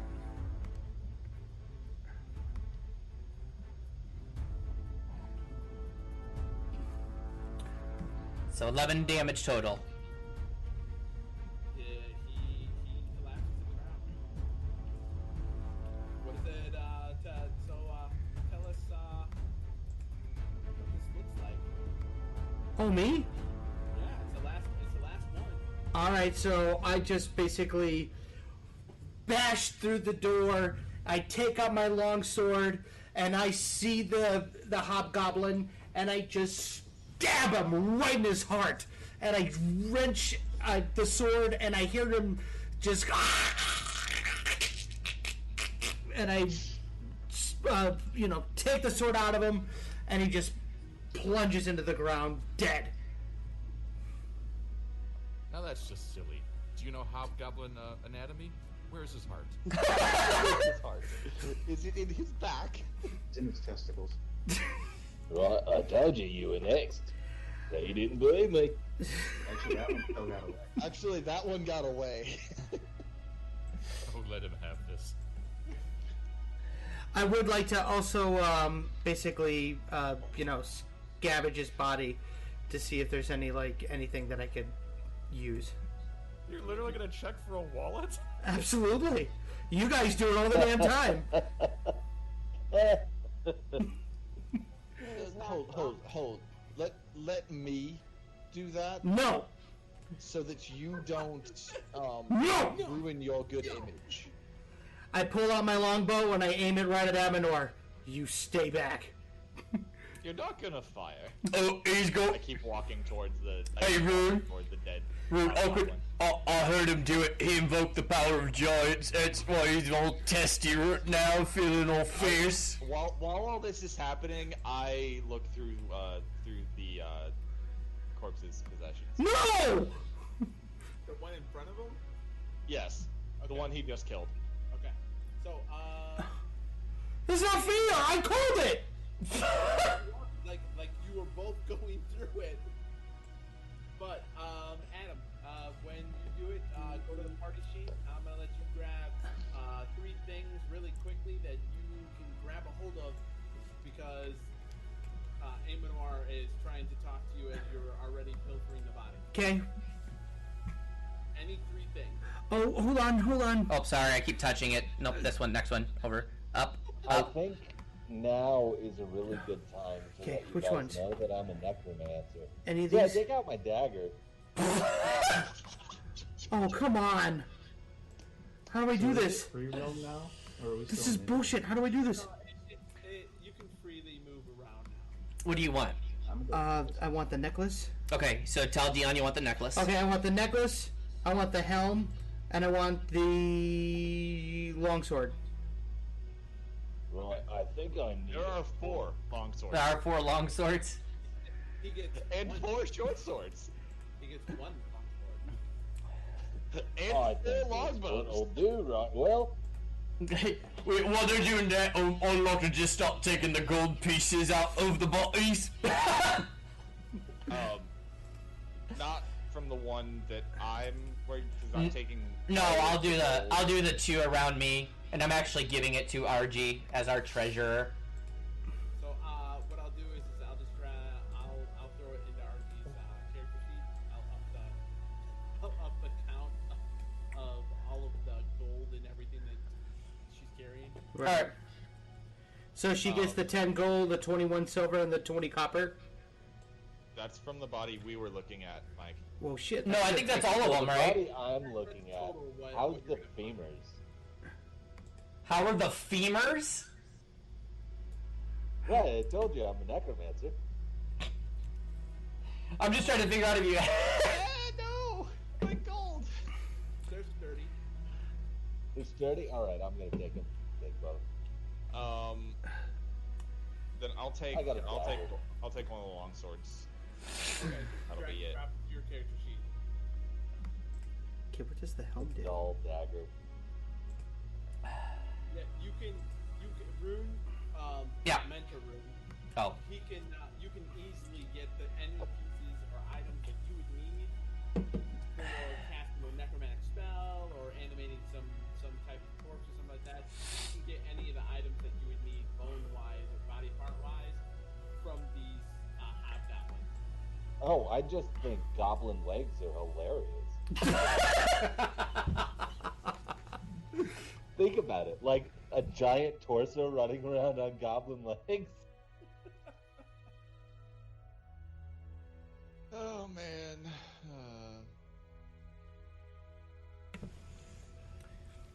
Yeah, I'm gonna come back in a center. Does anyone look like they're really fucking hurt after Daniel's stupid fucking fuck thing? Yes, I'm at like I'm pretty damaged right now. Hey, Dion, can I roll a wisdom perception? Wait, did anyone die? No. Damn. I almost died. So Dion, is it an okay for that roll? Yes. Okay. Do you need any help? I could use some healing, please. Well, come to me. Help dying. Fucking come on down over here. No, I don't need help dying. Thank you. It's already happened once. RG, are you okay? Just ask Daniel. He literally almost died. Actually, no, wait, he did die on our first session. So, nobody ignore the fact that Daniel just attempted animal handling and got a natty 1. So Has he been kicked by the horse yet? No. As he tries to approach the horses start kind of like hustling and running away from him. Daniel, I need you to roll a perception as well. Oh yeah, hey, good shit. Just make sure they all fucking run off. Yes, is that some Benny Hill music I hear in the background? Wait a second, are there dead horses? No, not yet. So, Adam, I need Yeah. you to roll, I need you to roll perception as well. Roll perception. Roll high. As the horse is running by you. Okay. Skills. Think about it. Oh, no, yeah, Horse skills, running on skills. goblin legs. Oh god. Yeah, I see what you're doing. I agree with you. Horse This is running on not a goblin legs. necromantic Double click it. candle maker. I did. No, you didn't. It's like a pony. The little gray thing. Double click the little gray thing. Not even like a pony, though. There you go. Because the torso Woo! is huge. At 12. Okay, as the horse goes running by, you see what looks like a branding on the horse that says, or that has 3 letters on it. Okay. And that is DAK. And then they're in the middle of what looks like the shape of a skull. PAK. B Can- as in boy, A as in apple, K as in All right, can I? Bravo Alpha Kilo. Thank you, soldier. Boy, Adam King. Yes, King Adam. Can I consult the the Book of Rune? Yes, you can. Okay. So I'm going to Right, but what if I kill the try to horse catch them. and then reanimate it as mecha armor? All right, what would I need to roll? It's just a D10. Okay. You can't go around necromancing your problems away. That's a 10. Right, well, I necromance them to grade them. Come back. Okay, Dion. While this is happening, I would like to investigate this statue over here. So, Adam. Yes. As you consult the Book of Rune, you do find a time where the great Rune traveled through Conanberry, Okay. heading towards, and it shows a picture of that skull, and it mentions an individual's name,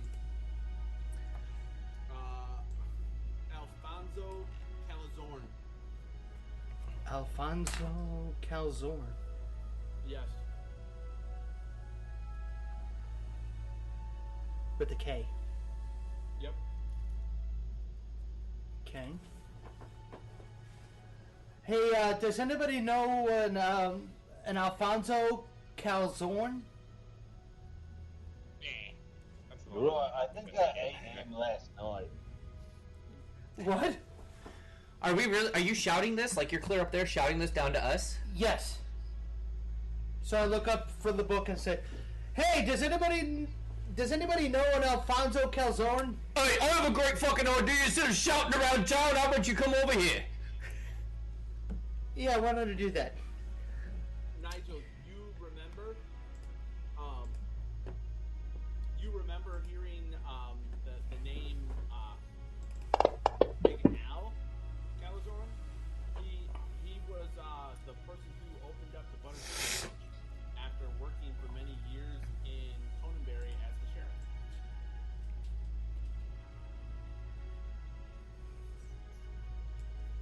Like, I heard of the mozzarella calzone, but not the Al calzone. Surely you're not referring to Big Al, the old lawman who opened up the Butterskull Ranch. Take a look here at the book. I show Nelcher the book. While they're doing this, Dion. Yeah. I would like to. Am I able to do this as a ritual spell? My prayer of healing. Am I able to like sit here for 10 minutes or whatever, or technically 12 because it's 10 plus the spell level, right? Yeah, 10 minutes plus the casting time. So if you cast a ritual spell, it's 10 minutes plus whatever the casting time is. So if you cast a spell that takes one action, it's going to take you 10 minutes to cast a ritual. Okay, hang on. I'm very confused. It actually says casting time of 10 minutes. But it's a There's ritual. 20 minutes. So it would take you 20 minutes to cast it. All right. Well, while they sit here because they take forever, I'm gonna take it. I'm gonna take the 20 minutes. And I'm gonna cast. Also, because I asked for people to come in, but they fucking walked off anyway. So I figure, while they're out wasting time, they'll eventually make their way back here in 20 minutes, and I'm gonna go ahead and cast Prayer of Healing. Okay. I didn't take any damage. So, as I thumb through this book, Oh, I told the dead on the horses. can I do what kind of check would I see to see if I glean something useful from it? Wouldn't that be a perception? Probably reading. Probably a perception. I mean, it doesn't look like we're gonna catch the horses, right? They took off. Well, they're roaming around because Daniel startled them. Oh, they're roaming. I Yes. thought you meant running. Yeah, no, like he came up to them and then they kind of like shuffled off a little bit as they were like they look like they Okay. are full-fledged riding horses with bridle and an actual saddle and everything. Okay, no, I don't told the dead on them. I still expeditious retreat to try and search them before they start running away from me. Okay, so I need you to do another animal handling. Can I help him? Yeah, you can. He can roll at advantage. I'm going to whistle the song from Lon Lon Ranch. Hey, a natural 20 gets it. So you're able to get all three of them. You're able to get a hold of them, and you notice all three of them have the branding that Adam was yelling about. And Am I able to wrangle them up? Yeah, no, easily. You get hold of the bridle or even the straps to that connect to the bridle and wrap around the head. You can get a hold of them and walk them around. Sweet. I'll bring them around and kind of like tie them off over here, where we're at. By the statue? Yeah. Okay. And then, do they have saddlebags on them? Yes. I'll search through those. Okay. For that, mostly you just end up finding a little bit of rations, cantina for food, or for water, I mean. But Nigel, what you can gather from this book, it's a whole bunch of different short stories about a person that is traveling around, doing adventures, trying to be a hero. One of the things that you do notice is that they're always using the vague pronouns. There's never once a he or him or her for the main character. It's always in a they or I or me or myself or something like that. And while they might describe or have a description of the beauty of the main character, it never gives any clear defining features of whether it's a male or a female. I never knew that. That's because you, Mike, never knew that, but you, Adam, do. Oh. Because you've read it 100 million times. Right. You've just created what they probably look like and who they are in your head. Yes, yeah, that's the thing when you idolize someone like this, like Nigel, you're reading it from a completely different perspective right now. All right, it is just about 3:30, Dion. It said we're going to 3:30, right? I was just about to. Yep. Say. So anyone who is down here for the 20 minutes, except for Daniel, because I didn't target his ass, got 10 points of healing to their health. It's okay. I wasn't missing any help. And then Amor, you do notice that the cleric is a cleric of Lightbringer. Okay. I'm gonna I'm gonna head back to Agentum and let her know, since Lightbinder's important to her. Would I need to do an insight check to glean if these are like true stories or if this is just like Twilight? Some of these stories, like you have seen Adam experience them, but you don't know if they're like it's really hard, even with the history, the role that you had done earlier. Like it's really hard because like there's some of these that the descriptions are vague enough to where they can be applied to multiple different situations, but you have like when you start to like try to really think about it, like there are some of the stories, some of the different ones that you've stopped on and be like, oh, I remember seeing Adam do this, or going through and be like, oh yeah, like this is something similar along the lines that we had encountered. You even find a brief mentioning about a dragon plaguing the area. Adam, who did you say this book is about? It's about the Greater Rome. How do you know that? Well, he's one of my heroes. There's no name given in this book. Well, that title, the title.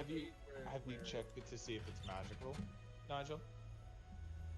It's not really my expertise, but Arcana check. Don't you have an identify? Don't you know how to identify things? Yes, this is clearly a book, Amanor. You know what I mean. Why? Can I identify the book? I mean, yeah, you can try. Like if it's magical, you can identify. All right. Yeah. Nigel kind of rolls his eyes and, as a ritual, kind of just identifies the book, checks it for anything. It is magical. It is? Have I known about this the whole time or no? No, you didn't know about it. You took it from your mom's library, her little area. Can I try? So I'm currently reading the chapter we're currently on. Can I just flip forward a few chapters and see what happens? Okay, roll 10. Just roll a d10? Yep, roll a d10.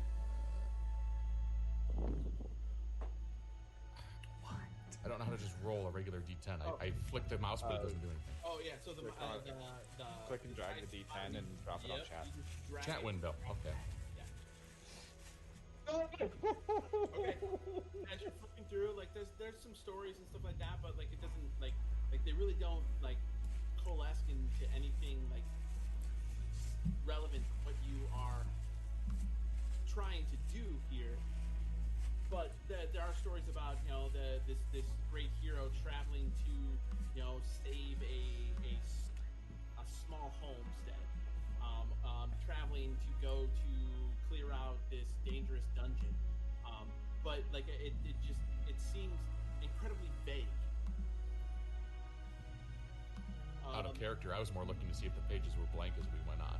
But he well, no, like as you turn the page, like it's almost as if the words are just and they just pop, and then they're right there. Like, but when you're looking at the side of it, when you're glancing at it, it doesn't look like there's any ink on the other pages. What are you thinking, Nigel? I honestly don't know. Where did you get this from? It was in my mom's library. A question for Dion. Would we be able to determine what kind of spell or enchantment is on this book? Would any of us here be able to do that? If someone used detect magic, sit and focus on it, and kind of learn what the school is. I seem to remember a certain random person we ran into that got pulled through a portal that knows how to do that. Who, Don't Sark? you, mentor? Wait, knows how to do what? Detect magic? Oh! Oh, yeah, I got that.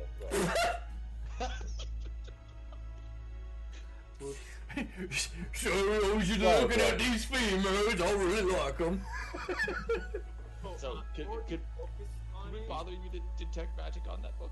Says, kind of hands the book over so to... I'm gonna be honest. I was texting someone. What's going on? We have a book here. I've been having the whole time. That is magical. That has been in the possession of Adam has had on his body. He swears it's stories of his lifelong hero, the great Aron, but it's very vague details of who the hero is, and it seems to just coincide with everything we've done up to this point, and can almost make out the fact that the words seem to appear as quickly as you're reading it.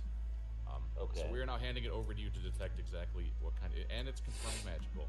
So we're handing the tome over to you to figure out what school of magic it is. And so we have multiple options. Come on, he says to Adam, like, I'm not so sure who this story's about, Adam, but I'm not sure it's our own. Is it even about anything? Is it about? So we actually have multiple options. If the book is writing itself according to what we want to see, by telling you that staff story, I've pretty much affirmed that my knowledge of reality is skewed. So, the book might not be able to tell what I want to see or what I want to hear because me, myself, my character, can't tell what he wants to see or what he wants to hear and doesn't know the difference between fake and reality. Oh, Jesus Christ, give it here, would you? What does this have to do with casting detect All magic right. on it? Yeah. Well, no, as secondary, just in case, like that didn't work. If I were to read it, there's not really.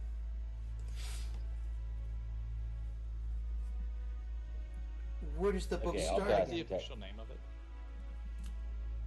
Dion? What? Do we have its official name? No, the title of the book, it says the Stories of the Great Rune.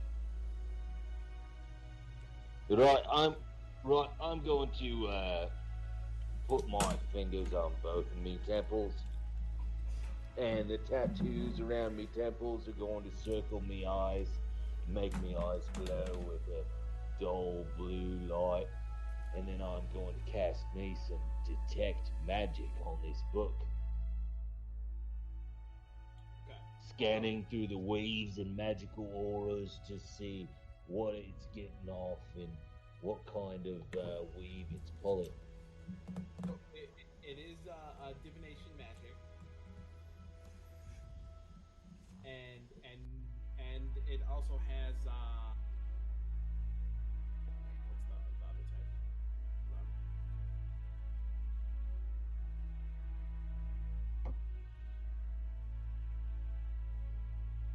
It does have some look like a divine and celestial energies coming off of it, while interweave with some very very dark and demonic magic on it. So it Right. Wait, what? So I'm going to open the book, okay. and I'm going to read the first page. So roll a d10. Tell me what you roll.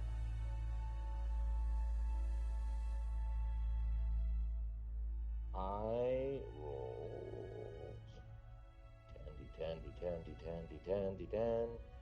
D10. 3. A 3. Okay. So like you read some different stories about some of the stuff that Rune was talking to you about earlier, where he was saying about some of the different adventures that they have been on in the short time. The rest Okay. of the tribe.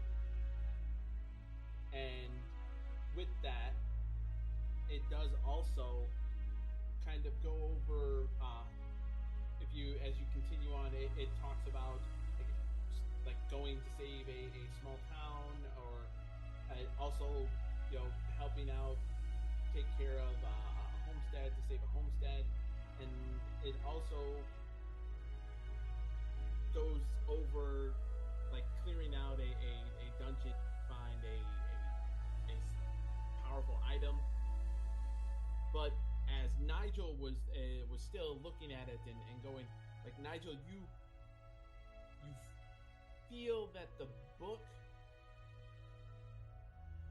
as you gain more knowledge with the like looking at it and touching it, it gives more of the story of the person who owns it. And while potentially it could be used to predict the future, it's not always set in stone for what it's read through. Right, I'm going to cast Cause Fear on myself. Nigel reaches back to take the book back from old Rune. Wait, just 1 second. I want to try one more thing. There's nothing left to try. Please let me have the book back. Alright. Nigel holds the book and addresses Adam and says, Adam, Yes. this book is very clearly about a great hero, and you should adhere to it diligently. And just hands it back to Do I need to make some sort of check for that, or are you just gonna let him say that? Nope, he can get it back. You can use it to. You're not saying anything that he doesn't already wholeheartedly believe. Oh, I know that. Oh, maybe the book really is about me. Oh, Rune. Yeah, right. Nigel blinks a few times. Well, I'm that sure gives it us is. a lot to think about. Do you think maybe one day I'll meet the great Rune? I think you already have. Aww. He's talking about himself. Absolutely fucking am. And if you guys are okay with that, I think we'll stop here for. Yup. I gotta get going. I feel like that was a nice little button. Thanks so much for joining us, everyone. We hope you enjoyed your time with us. Yes. Hang on real quick. As you guys are looking at the ending scene here, if you look at that artwork, do not forget that artwork is by the incredible Micah Green. You could check him out at Art by Micah Green on Twitter or Instagram. He is open for commission work right now, so please, please, please support our artists, support Micah. He has done fabulous work for us. This image, of course, is our very own Nigel standing on the head of Adam at the bar as they wowed the crowd with their song at the tavern. The episode in question is the quest for Nuki. Yes. Thank you all so much for joining us. We greatly appreciate it. We love you all very much. And Check thanks out for guest star. Yes, thank you again to John for joining us, and I put it out on our Twitter and Facebook both. Check out his podcast. He is from Role Playing Junkies. So if you're looking for another really awesome, very high quality D&D podcast, check them out. John, do you want to talk a little bit about your show real quick? Sure. We play D&D. We make a lot of jokes. We have fun. And it's really a kind of podcast thing. It's more of an audio format than a video format. We try and do everything to create a theater of the mind for the listener. Primarily for those who have other things that they're doing or just enjoy the medium of audio. It's made just for that. We have awesome sound effects. We got cool stuff, and we take forever to release, like once a month. It takes forever. So, if you want to check it out either now or in a couple of months when you can binge it. You can find us on Spotify, Google Play, Apple Podcasts, wherever you find your podcast. Check us out on Facebook, Instagram, wherever. Role Playing Junkies.